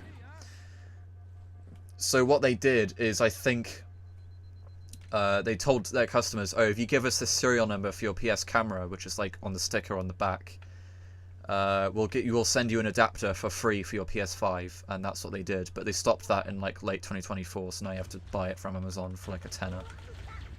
But, you know, spending a tenner to be able to use your, you know, once expensive kit, that's a good deal. Yeah, a lot of the mods are stuck on the Gearbox sort of custom edition. That was all the PC port of this game was really good for. Because Bungie released custom edition, which had mod support. So people are like, oh yeah, it sucks, but it works with mods, so play it.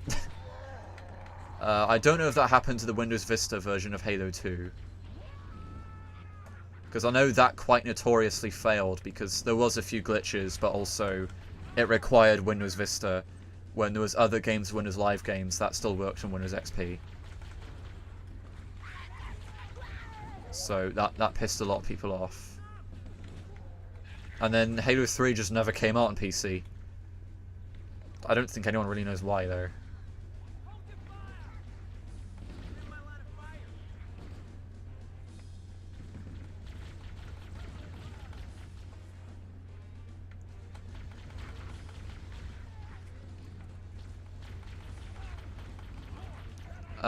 I mean, the Xbox is very similar to develop for to a PC. That was the point of the Xbox. Until the Xbox, industries who had dominated like the console market were Japanese. So you get Western developers like going to Sony, for example, and saying, hey, yeah, I want to develop for the PlayStation. And they leave the SDK, which had either little to no documentation, or the little documentation there was sometimes in Japanese, reportedly. So Japanese consoles were quite annoying to develop for Western developers. The PlayStation 1 and 2 are notorious for being difficult to develop for.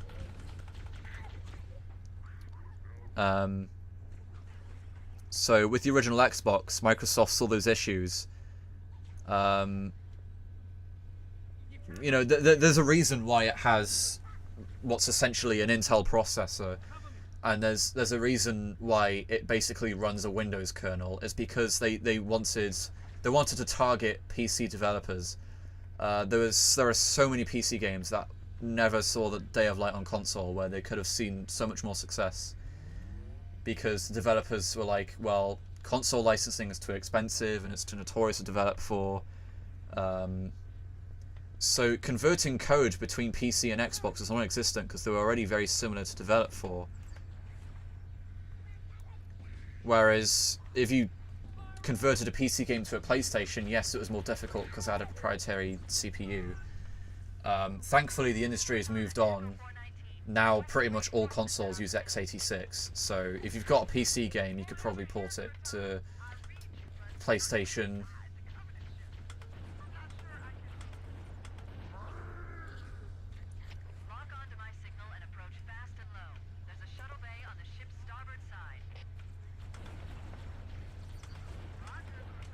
I cannot no scope. Oh my god. Wait a moment. I'm going to access the Covenant BattleNet and locate an override code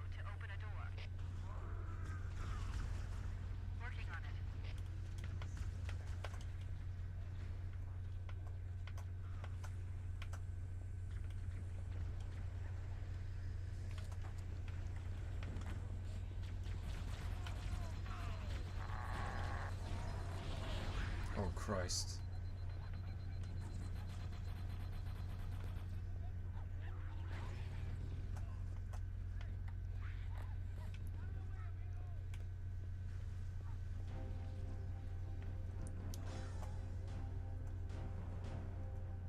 Yeah, there's been rumours for a couple of years that they're going to make a handheld. In terms of whether it's closer to a PC, I personally don't think it could have been any closer than it really is.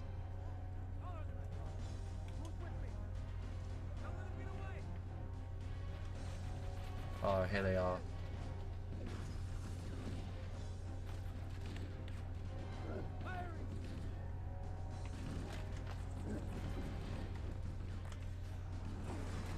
Uh-oh. Ooh, there's two of them.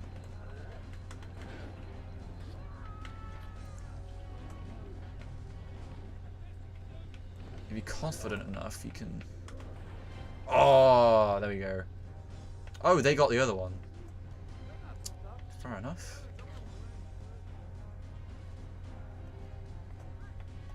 Still got full health as well, I'm pleased with that.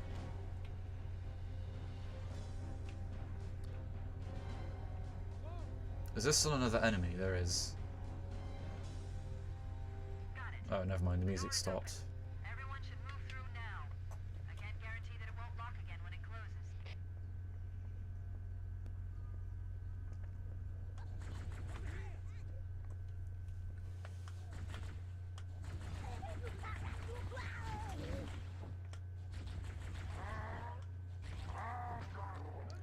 I'm used to Halo 3 melee.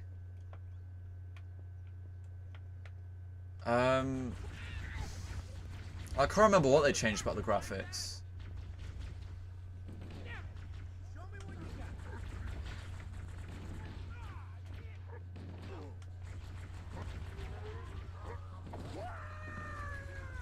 I think there's a live grenade there, is there?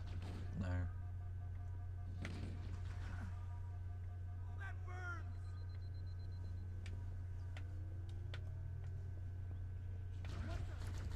All I can think of with GTA San Andreas is the hands got changed, but I thought that was in the Xbox version.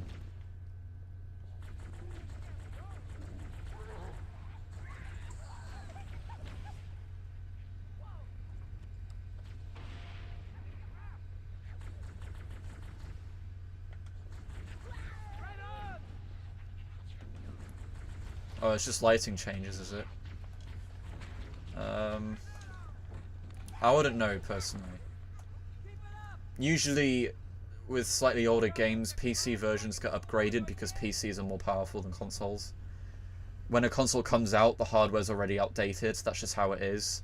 They have to finalize the hardware, usually at least a year before launch.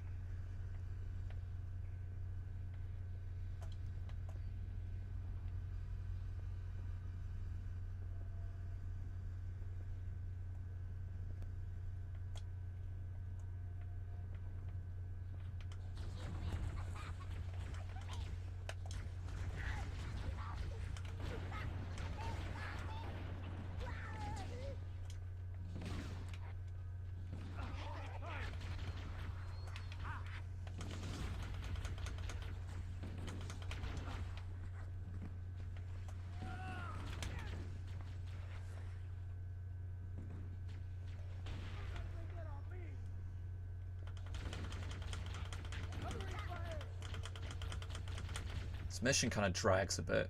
I've spent like 40 minutes on this.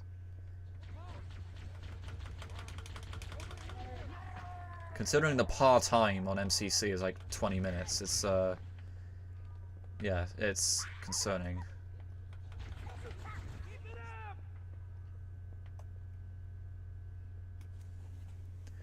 But I suppose that in Halo 1 you quite literally are just a tank.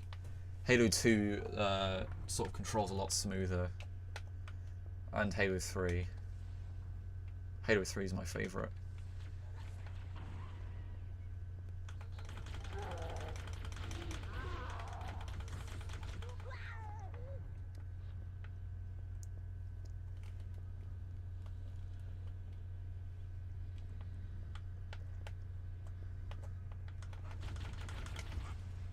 maybe I'll get onto Halo 3 eventually.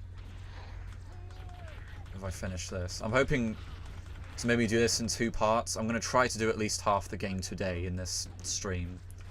And then the stream will be uploaded.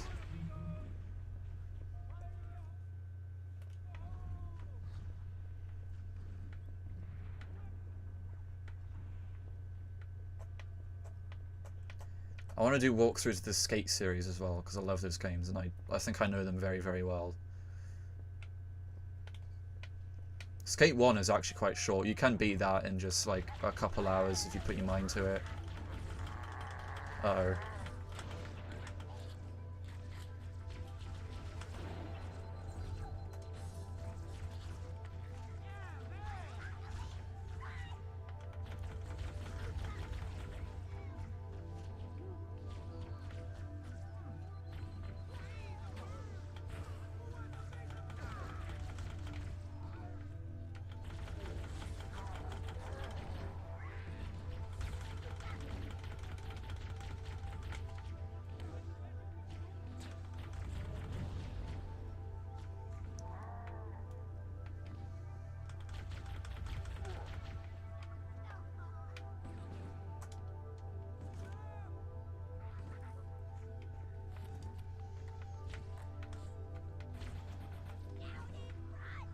Oh.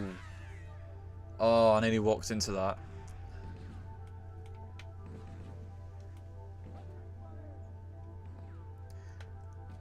I don't think they'll remaster it, but they'll definitely, it'll most likely be a PS4 re-release. I think they'll treat it the same as the Red Dead Redemption re-release, because they only released that on PS4 because it's not already backwards compatible. That's why I didn't get an Xbox re-release, because, you know, if you're on a newer Xbox, you can just buy the 360 version and it will work just fine. I still don't agree with them charging 40 quid for it, though.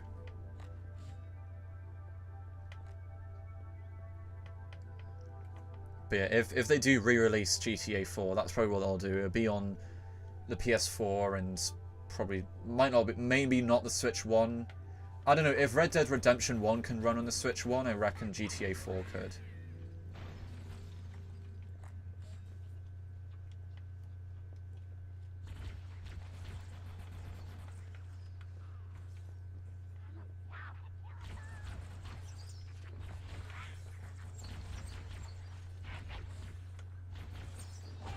But I've seen people saying, oh, like, Switch 2 is just another console that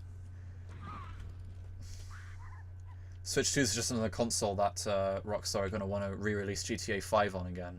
How far back did I just go?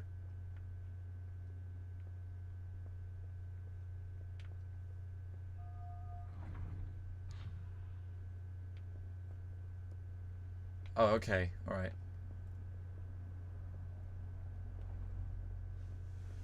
I was worried it put me, like, really far back. No, it doesn't use the RDR2 engine.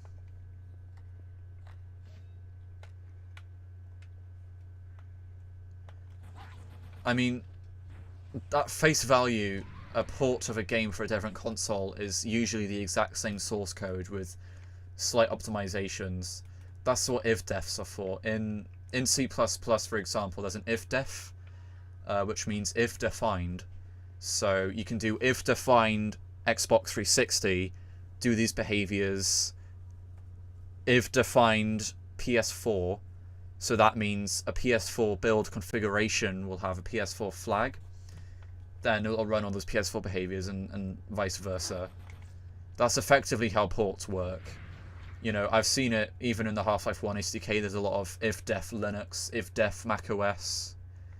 That's effectively how, you know, cross-platform and games and such work. It's the same code base, just different build configurations for the same code. And if a specific platform needs specific code to be run or specific optimizations, that's what if-defs are for. We must be in the brig. These look like holding cells.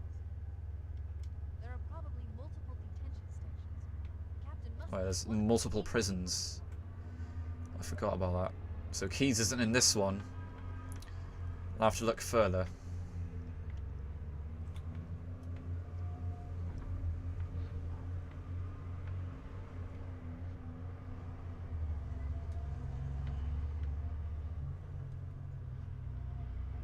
Yeah, they easily could have. I agree with that, but it would be an investment that's not worthwhile. Plus, I just think games from the 7th gen don't need remastering. They've aged perfectly well. Like, there's been people calling for a Halo 3 anniversary, but Halo 3 itself still looks really good. I think it's aged perfectly well.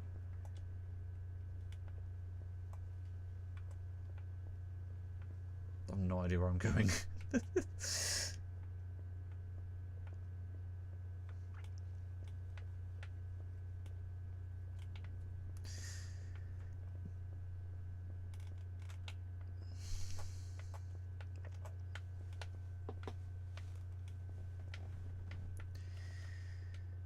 Maybe this one will give me luck. I've already been in this one, it seems. I guess just don't go that way then.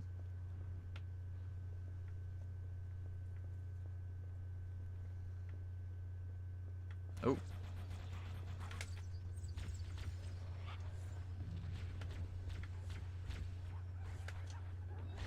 The needle is useless against the jackals.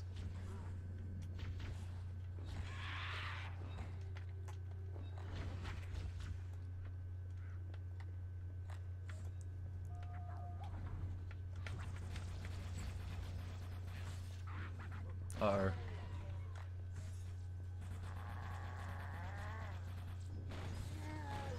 There we go. It's a good idea to back up when you use the needler, because the explosions in this game are so violent.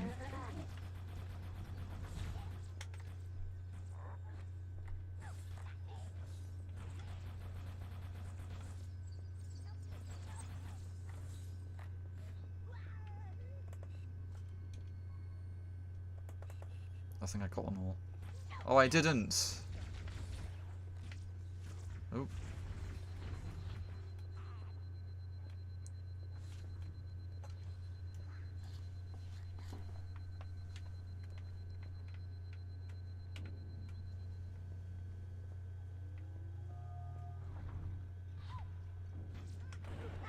No scope. No scope. Here we are. Did it work?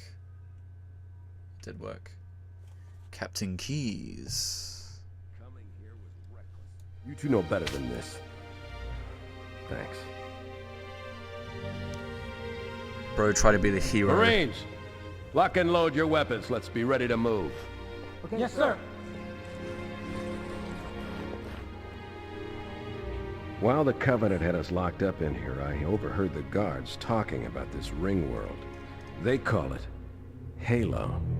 One moment, sir. Accessing the Covenant BattleNet. According to the data in their networks, the ring has some kind of deep religious significance.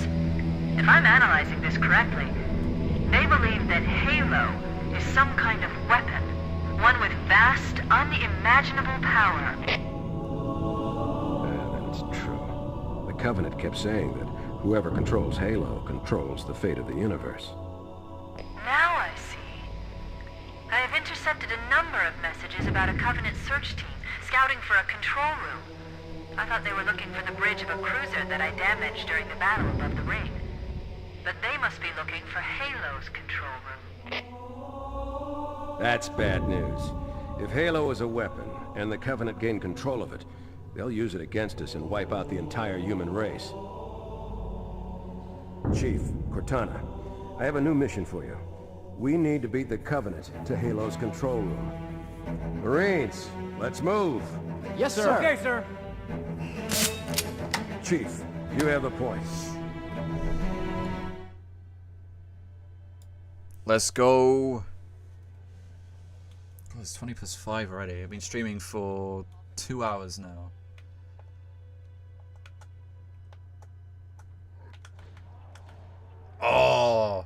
that no scope though.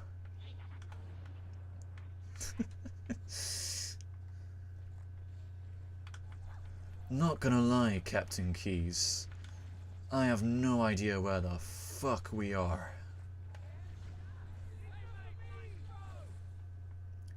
My days.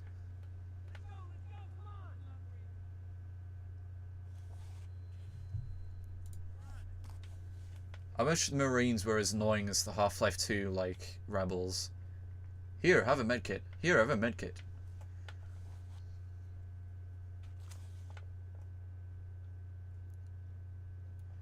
This is like navigating the hallways in Lumen.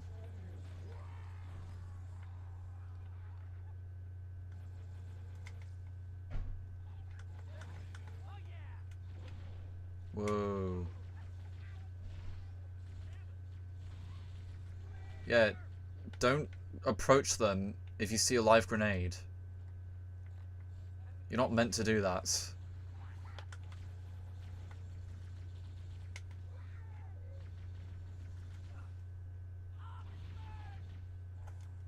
I'm out of grenades now.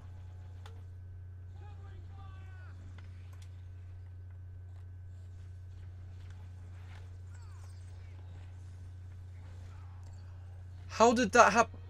Oh, Keyes died.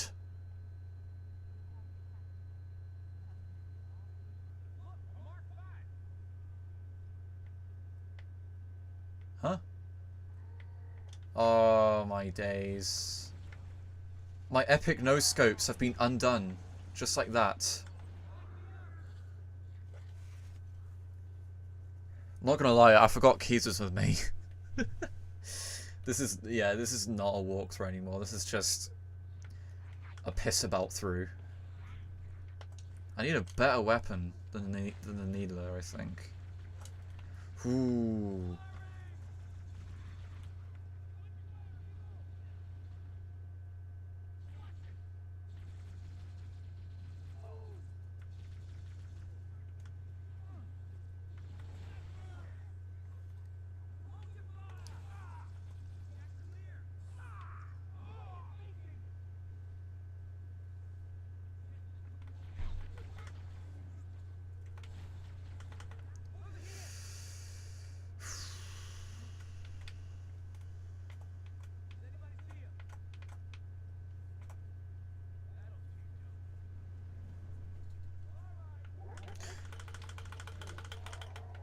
Trigger finger.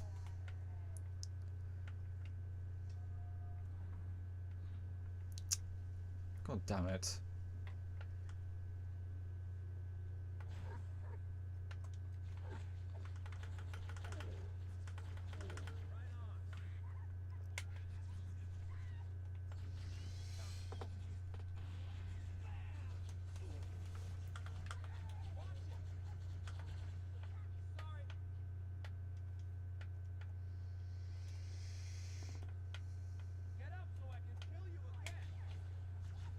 Oh, he's been stuck.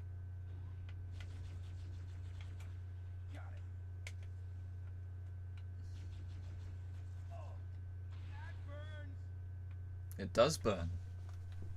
Now you know how I feel.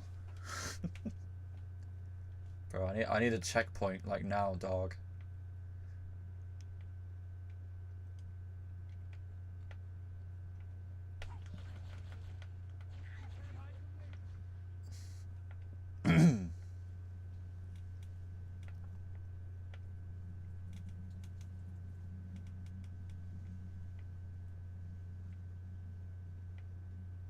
Where are they? There they are. Ah, here we go, checkpoint.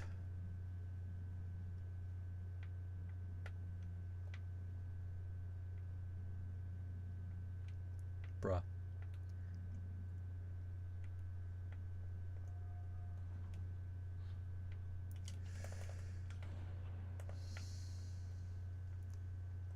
Epic quick scope.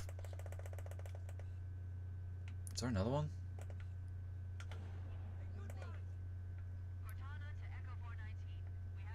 Can I have a checkpoint, please? Please.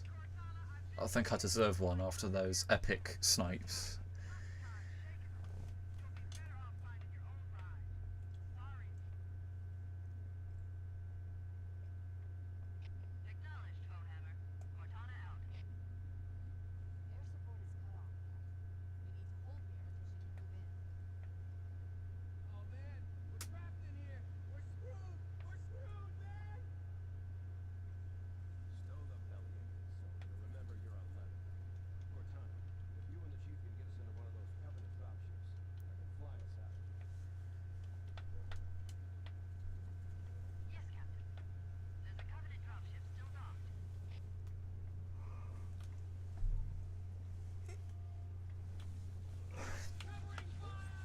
Woo!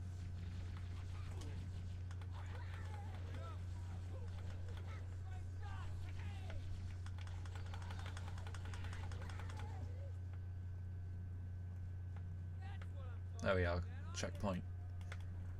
That's a relief and a half.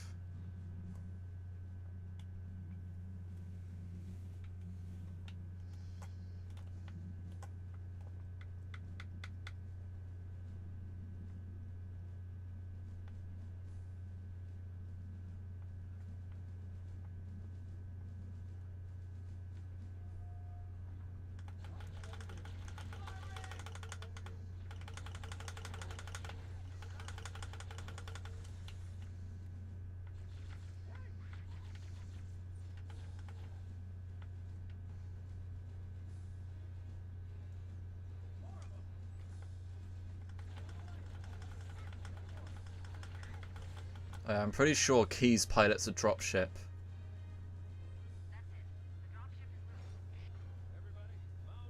He's kind of badass.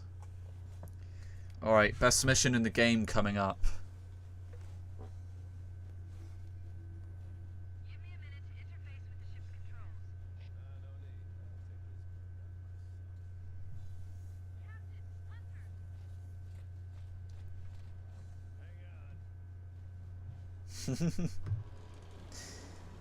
Oh my god.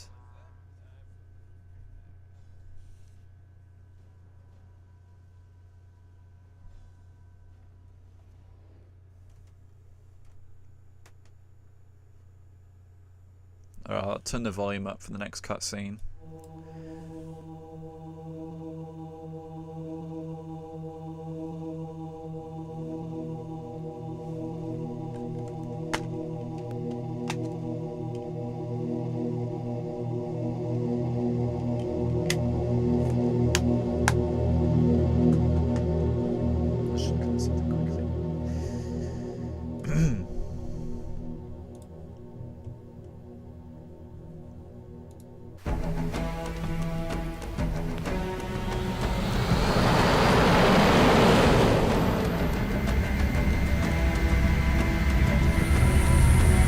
Covenant believe that what they call the Silent Cartographer is somewhere under this island.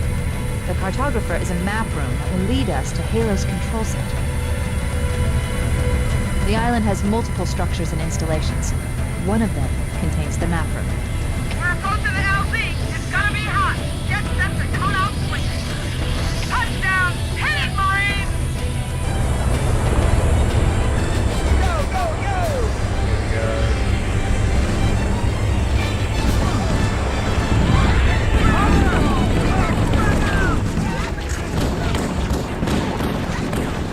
I just left the game volume too loud. There we go.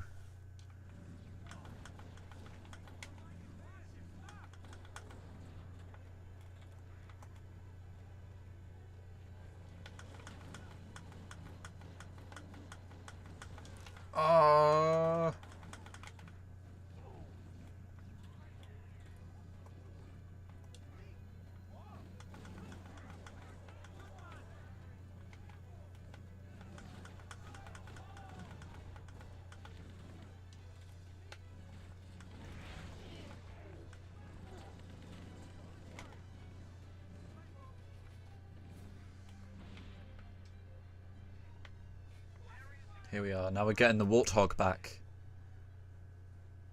This is brilliant. Somebody order a Warthog. That line totally didn't become a meme.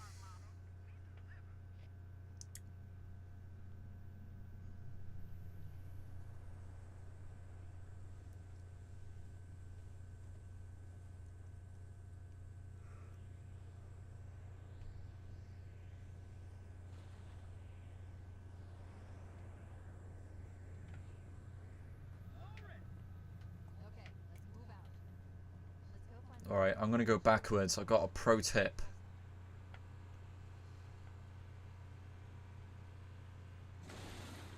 Or at least I think I've got a pro tip.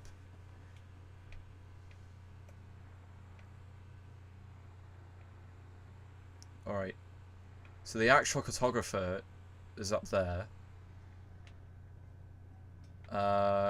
Somewhere on this map there is like a crashed escape pod, and you can find a rocket launcher.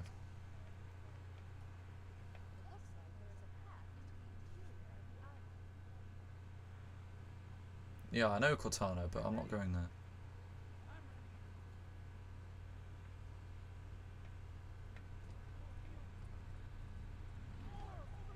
Perhaps it's past this way.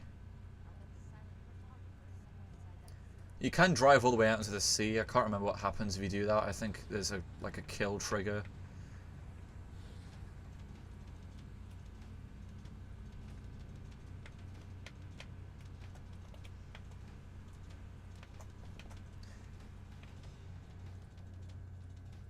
I was just making sure I didn't drove past it. Oh, I think we're back at the start now. Yeah. Did I miss it?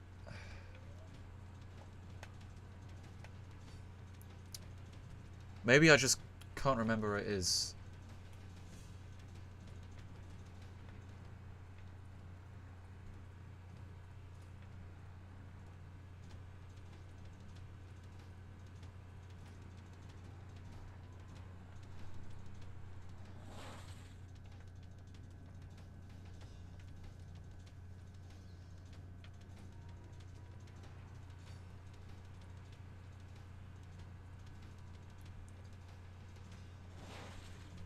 Oh, I might be here actually. Is it? No, that's not it. That's the path to the cartographer. I'm not going there yet, because you have to unlock the security mechanism.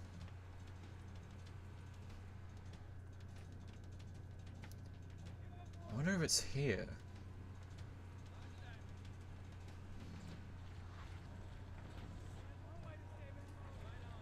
I honestly, like, I can't find it. Maybe it's just not in this version.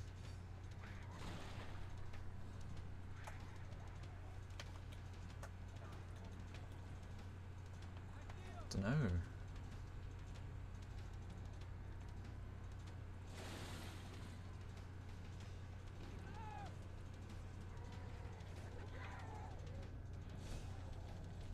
Oh no, that's the cartographer. Okay. We're not going in there yet. We have to go into...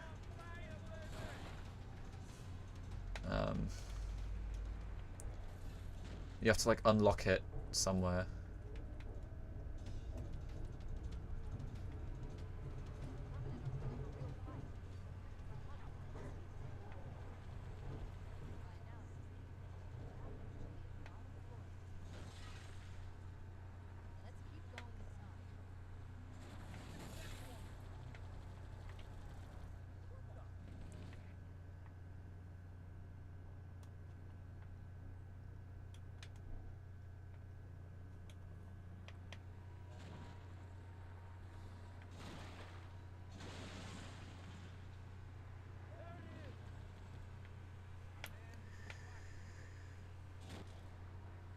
Whoopsie daisy.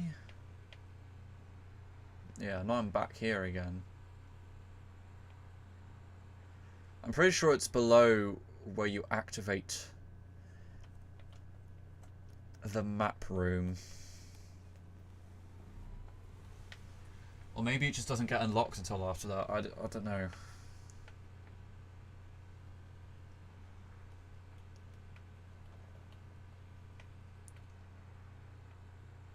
Yeah, so that's where the lock is.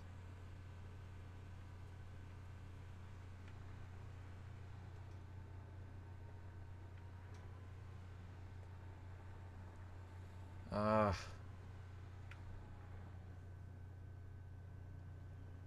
I'm pretty sure you're able to jump down from there.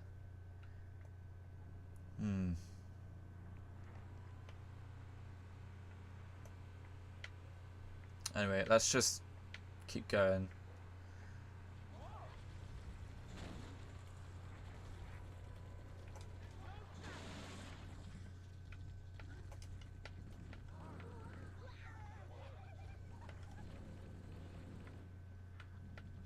Where did that elite go?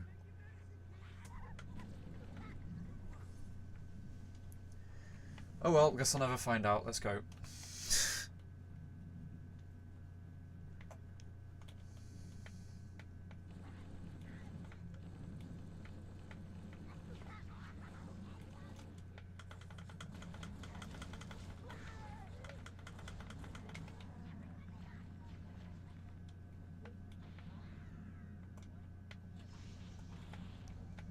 Wow.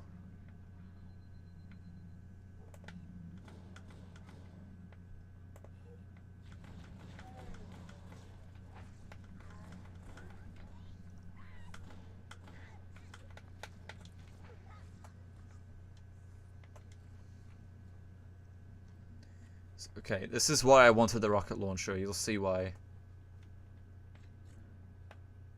There are 2 hunters down there.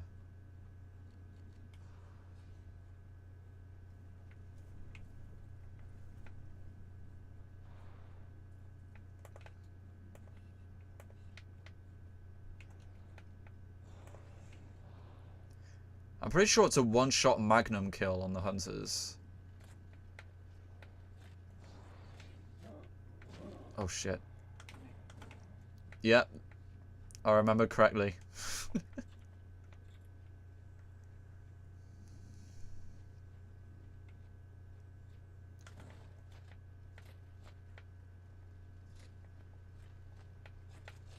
Come on.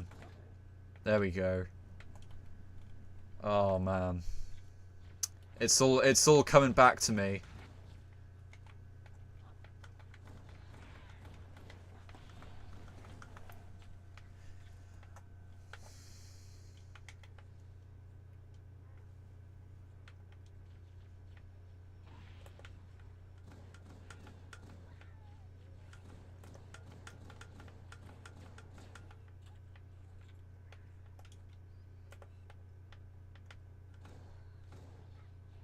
Oh!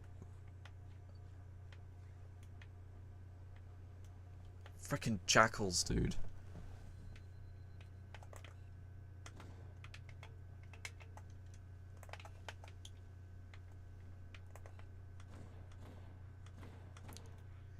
Yeah, I could see him charging it up. I saw the light. He's charging one up as well.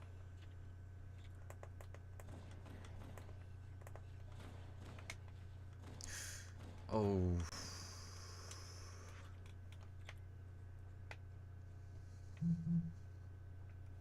I've been outlooked. Hang on, I need to check this. I'm the type of guy who checks the emails. Okay, it's not important.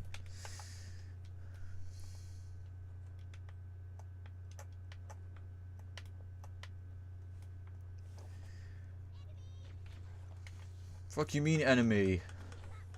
I'm not your enemy, I'm your worst nightmare. I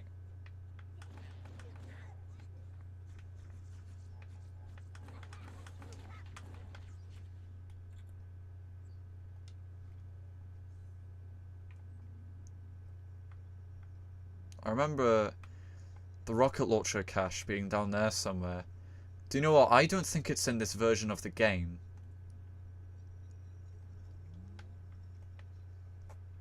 Either that or I'm remembering it wrong.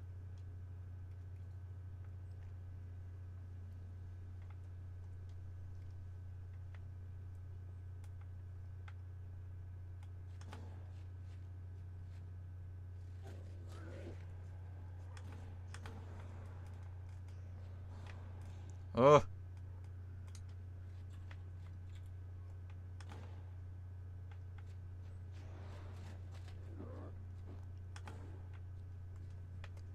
Lost my other shield, but it's whatever.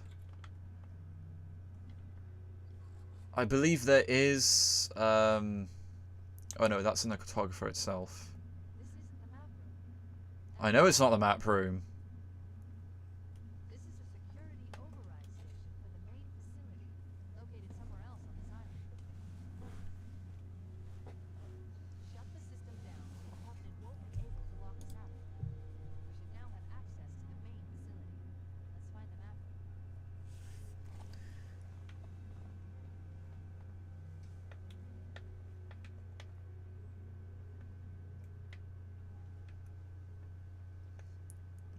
Damn.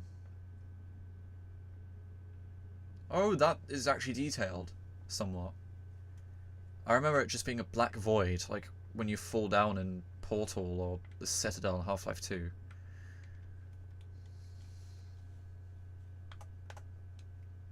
Mayday! Mayday! Dropship Bravo 22 taking enemy fire! Repeat, we are under heavy fire and are losing altitude!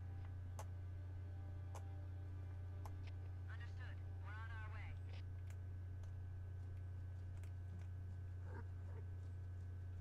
Oh, I thought I saw something.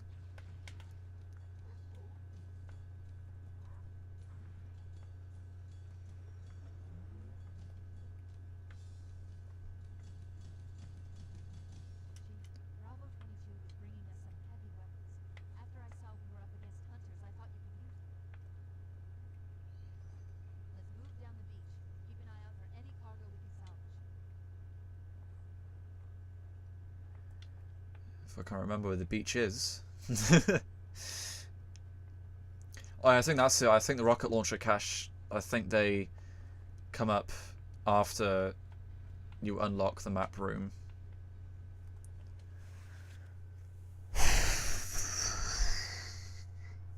Just wasted a grenade. Nah, bro, I'm out.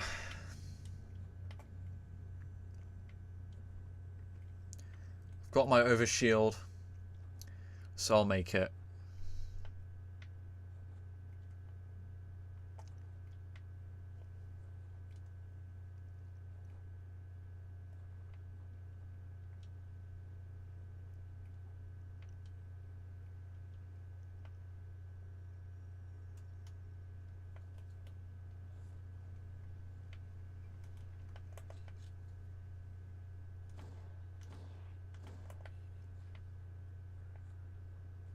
Oh yeah, there it is.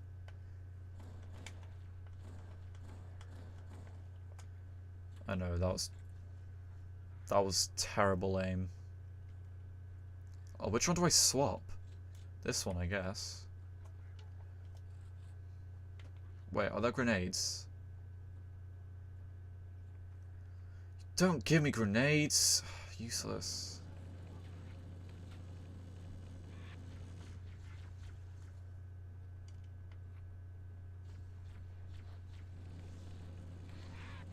Wait, what am I doing?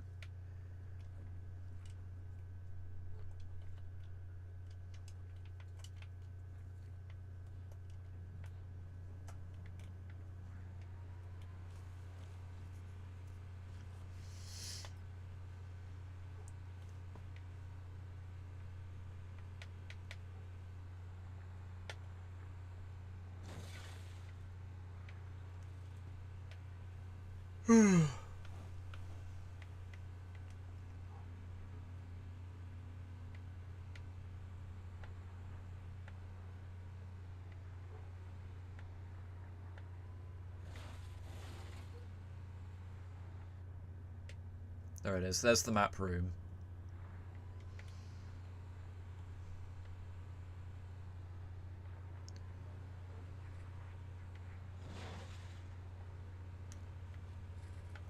Oh, those guys are so awkward.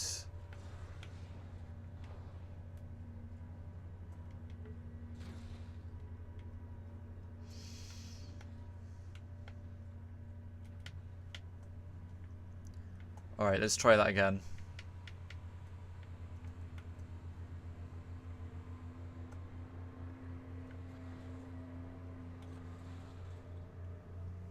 Bruv.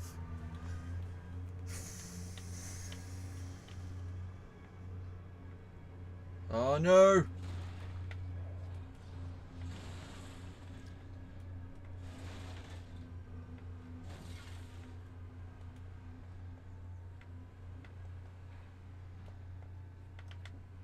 There we go. You just sort of... You gotta, like, circle around them a bit.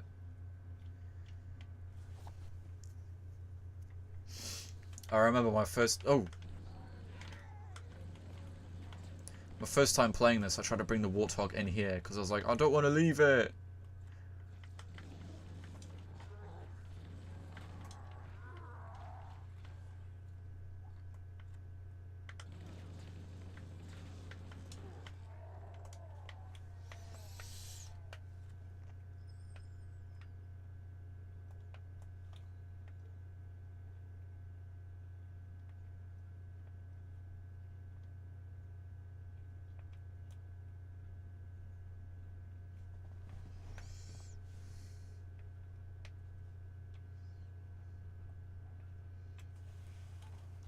Shafted, is that meant to be like, is that meant to be like, what's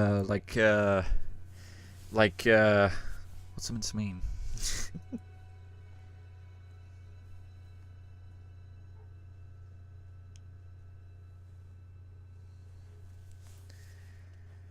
Alright. How long have I been streaming for? 2 hours, 23 minutes.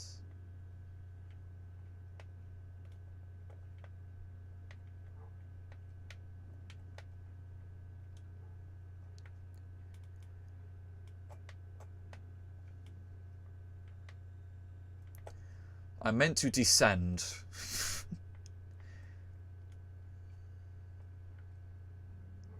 Which means I go this way. And... Oh, you didn't even turn around.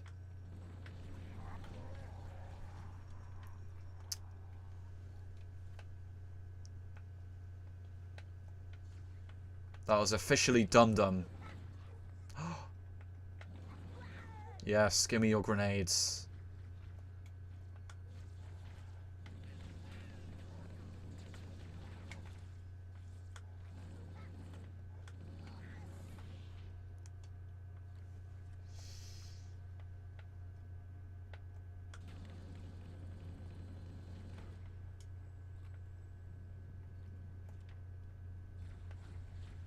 Oh, I didn't make it.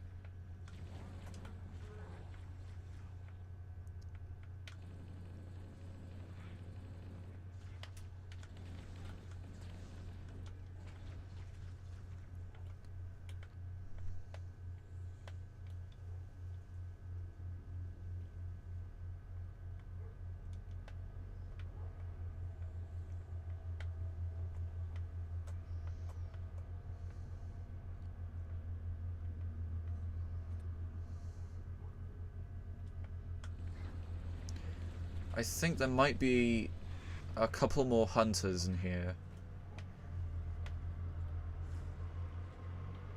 Oh, hey.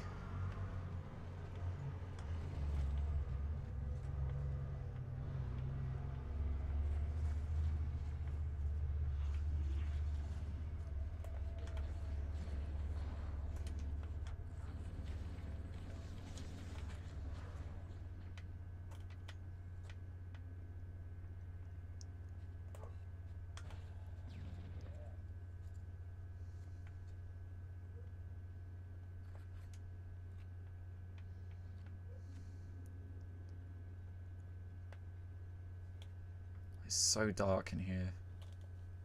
I love how unsettling this level is. Like, there's nothing, you know, there's no jump scares or plot twists here or anything, but it's just so unsettling and creepy. I think it's the lighting and the music, because it's really dark. And you know you've gone, like, very, very far underground. And you got the... you know, the tremolo strings. Yeah, it's a very unsettling level.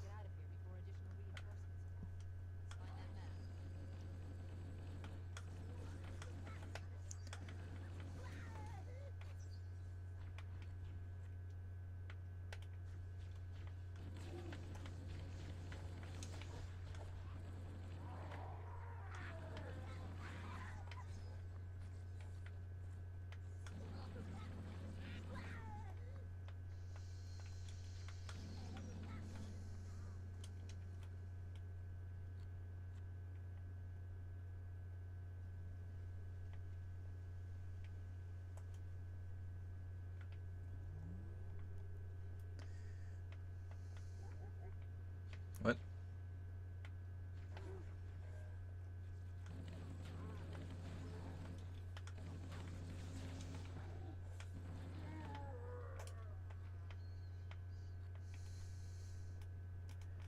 Alright, here we go. Let's activate the silent cartographer.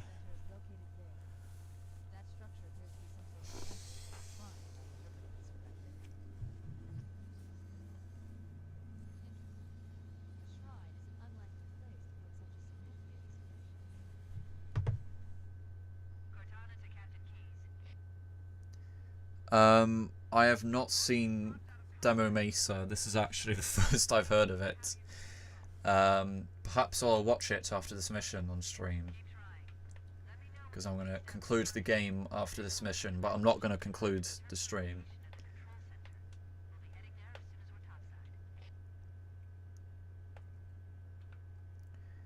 So, who knows what will happen. I just need to ascend. If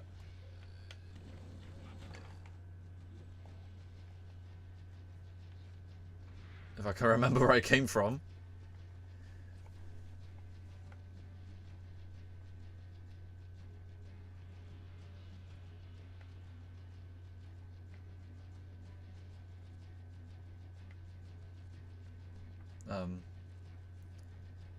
Must be here. No, that's going back down. Ah.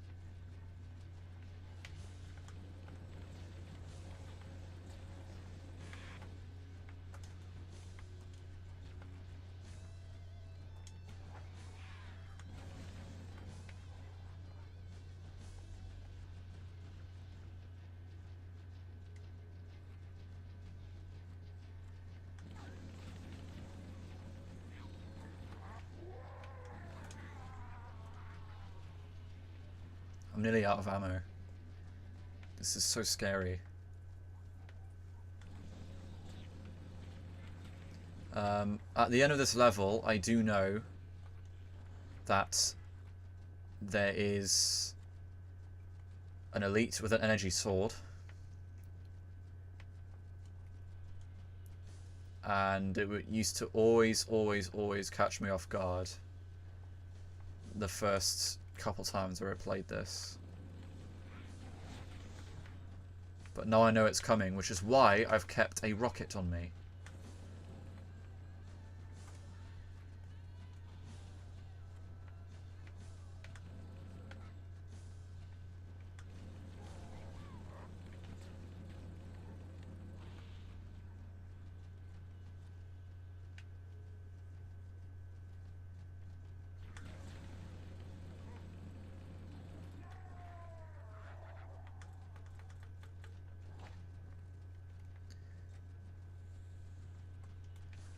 I believe I'm at the end now.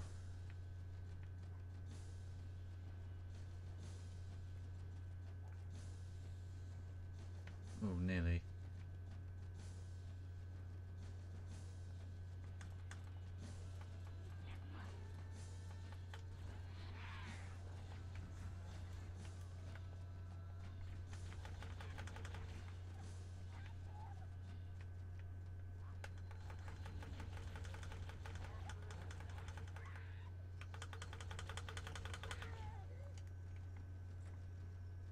Alright, here it is.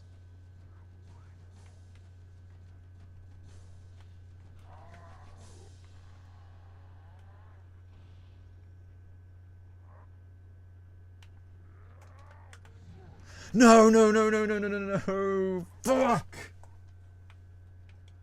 Oh, where am I?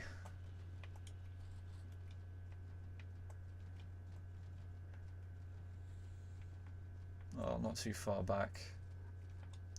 Okay, I think the real strat is to try to stick him. Meanwhile, I'll have your... It took him ages to die.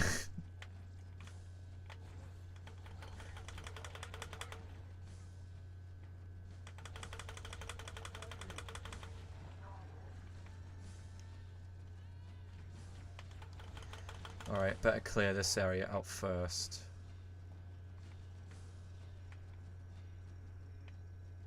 Okay.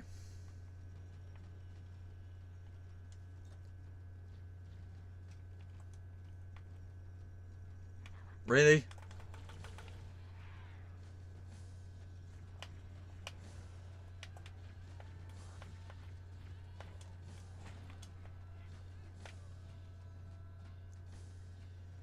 There should be a checkpoint here. Oh, there we go. Oh, that was a glorious moment.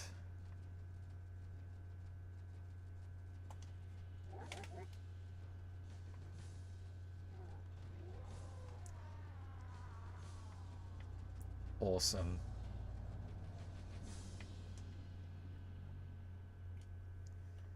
Alright, it's nearly over. It's nearly over.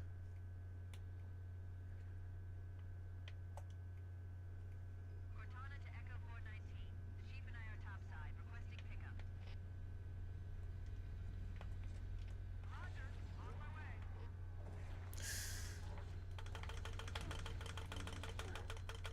Trigger finger, trigger finger, trigger finger.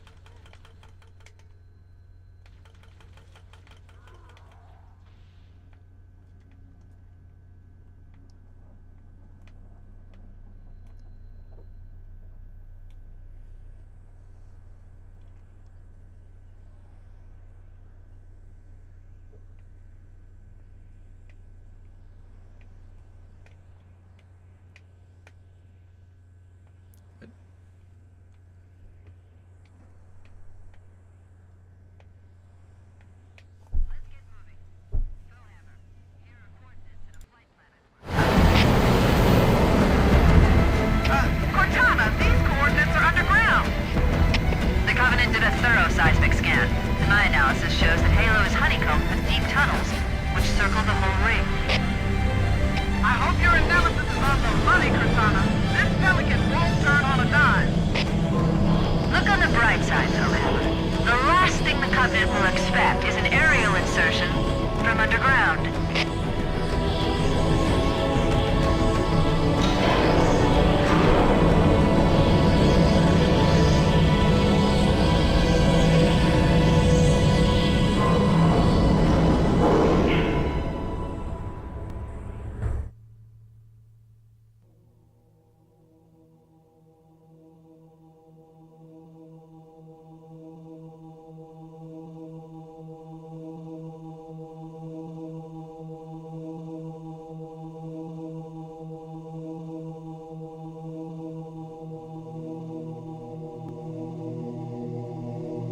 Right, so the next mission is Assault on the Control Room, which I'm not going to do on this particular day. I will do it tomorrow, though. Hopefully the rest of the game I'll do tomorrow.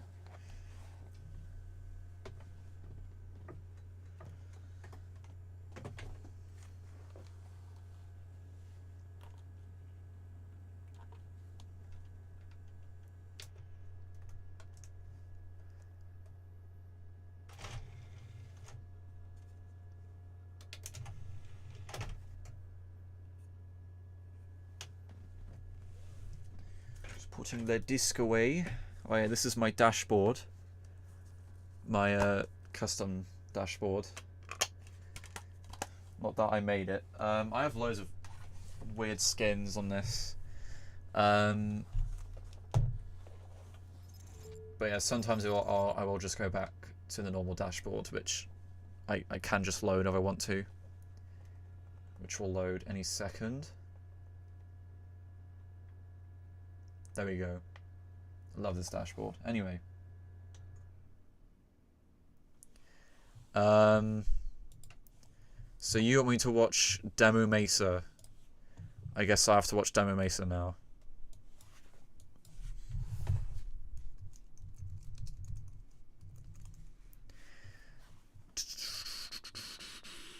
Why do display capture?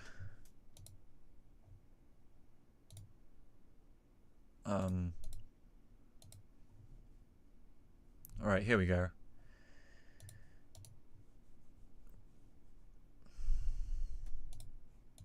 There we are.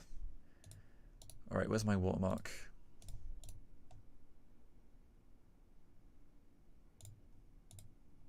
There we go. Alright, so what was it you wanted me to watch? Fucking Demo Mesa. Okay. Maybe I've seen this before. I'm not entirely sure. I'll turn up desktop audio a bit. There we go.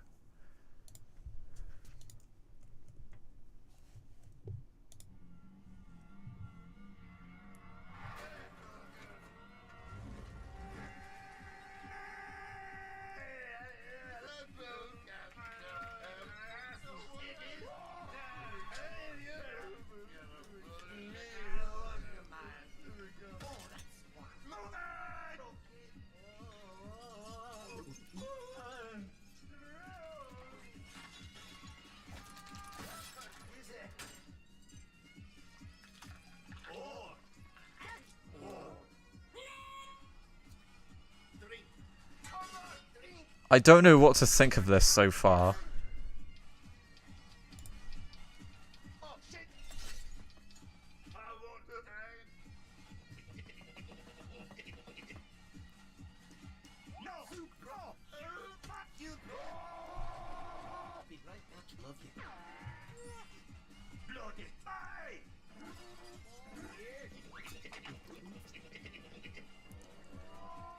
It's just like the same sort of, you know, classic brain rot Gmod animation, isn't it?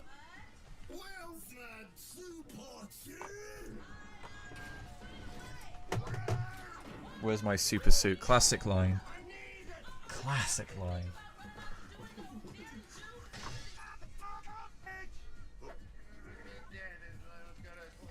Oops.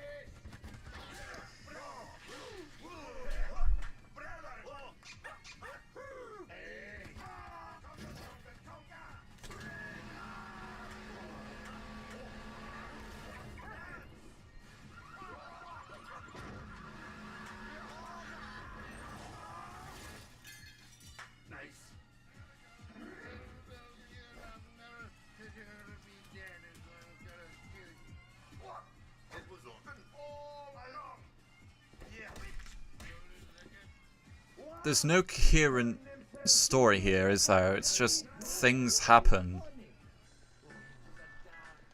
I've no idea what's going on.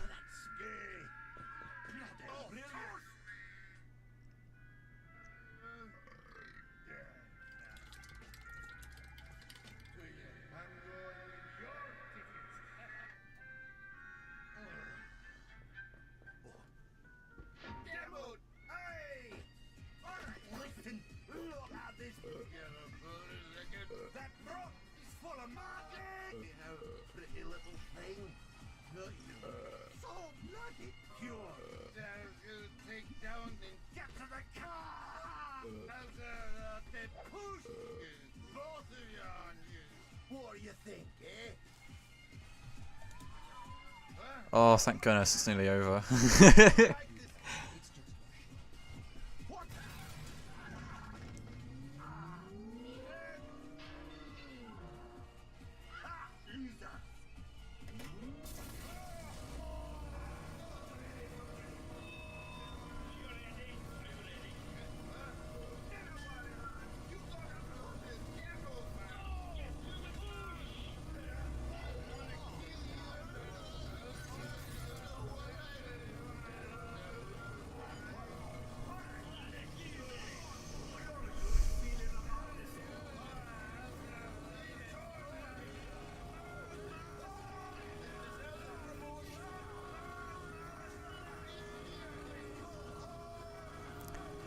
I suppose this is just how the normal Black Mesa scientists reacted.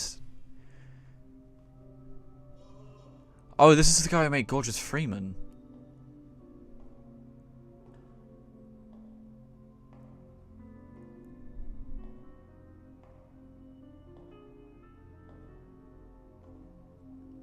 Your fault. I'm back. What did I miss?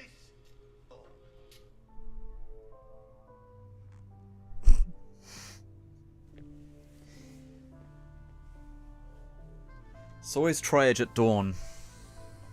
That's like the only sad music in Half-Life. What am I?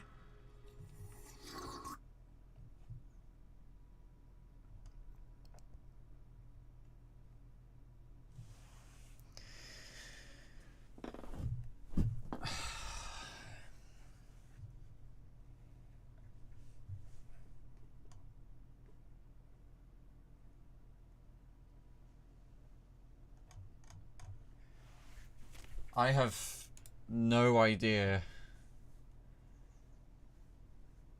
what to think of that. How did you make Windows look like Windows 9X? I bought this software off Steam called Window Blinds. Windows Blinds has been around since like the Windows 98 days, but yeah, it's just the Windows Classic theme in Window Blinds 11. So if I open File Explorer, ooh, ah. Yeah, I really like it.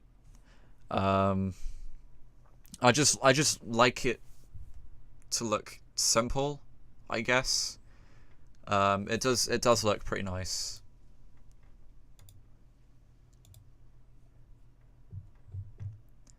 Although I still have the default wallpaper because I've got my screens on second screen only, so wallpaper engine is kind of broken. But my typical wallpaper is the PlayStation 2 clock. But yeah, Window Blinds is really good.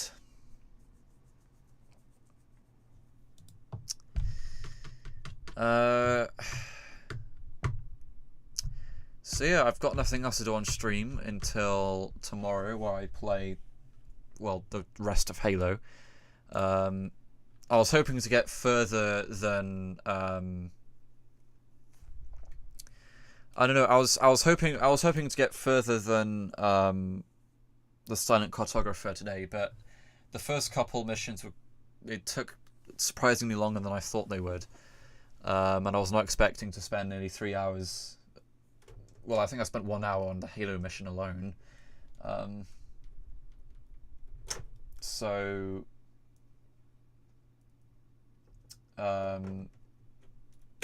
Yeah, anyway, I'm gonna wrap up the stream for now. I'll be back probably around 2 p.m-ish tomorrow. Of course, if you're subscribed, you'll get a notification when I do so.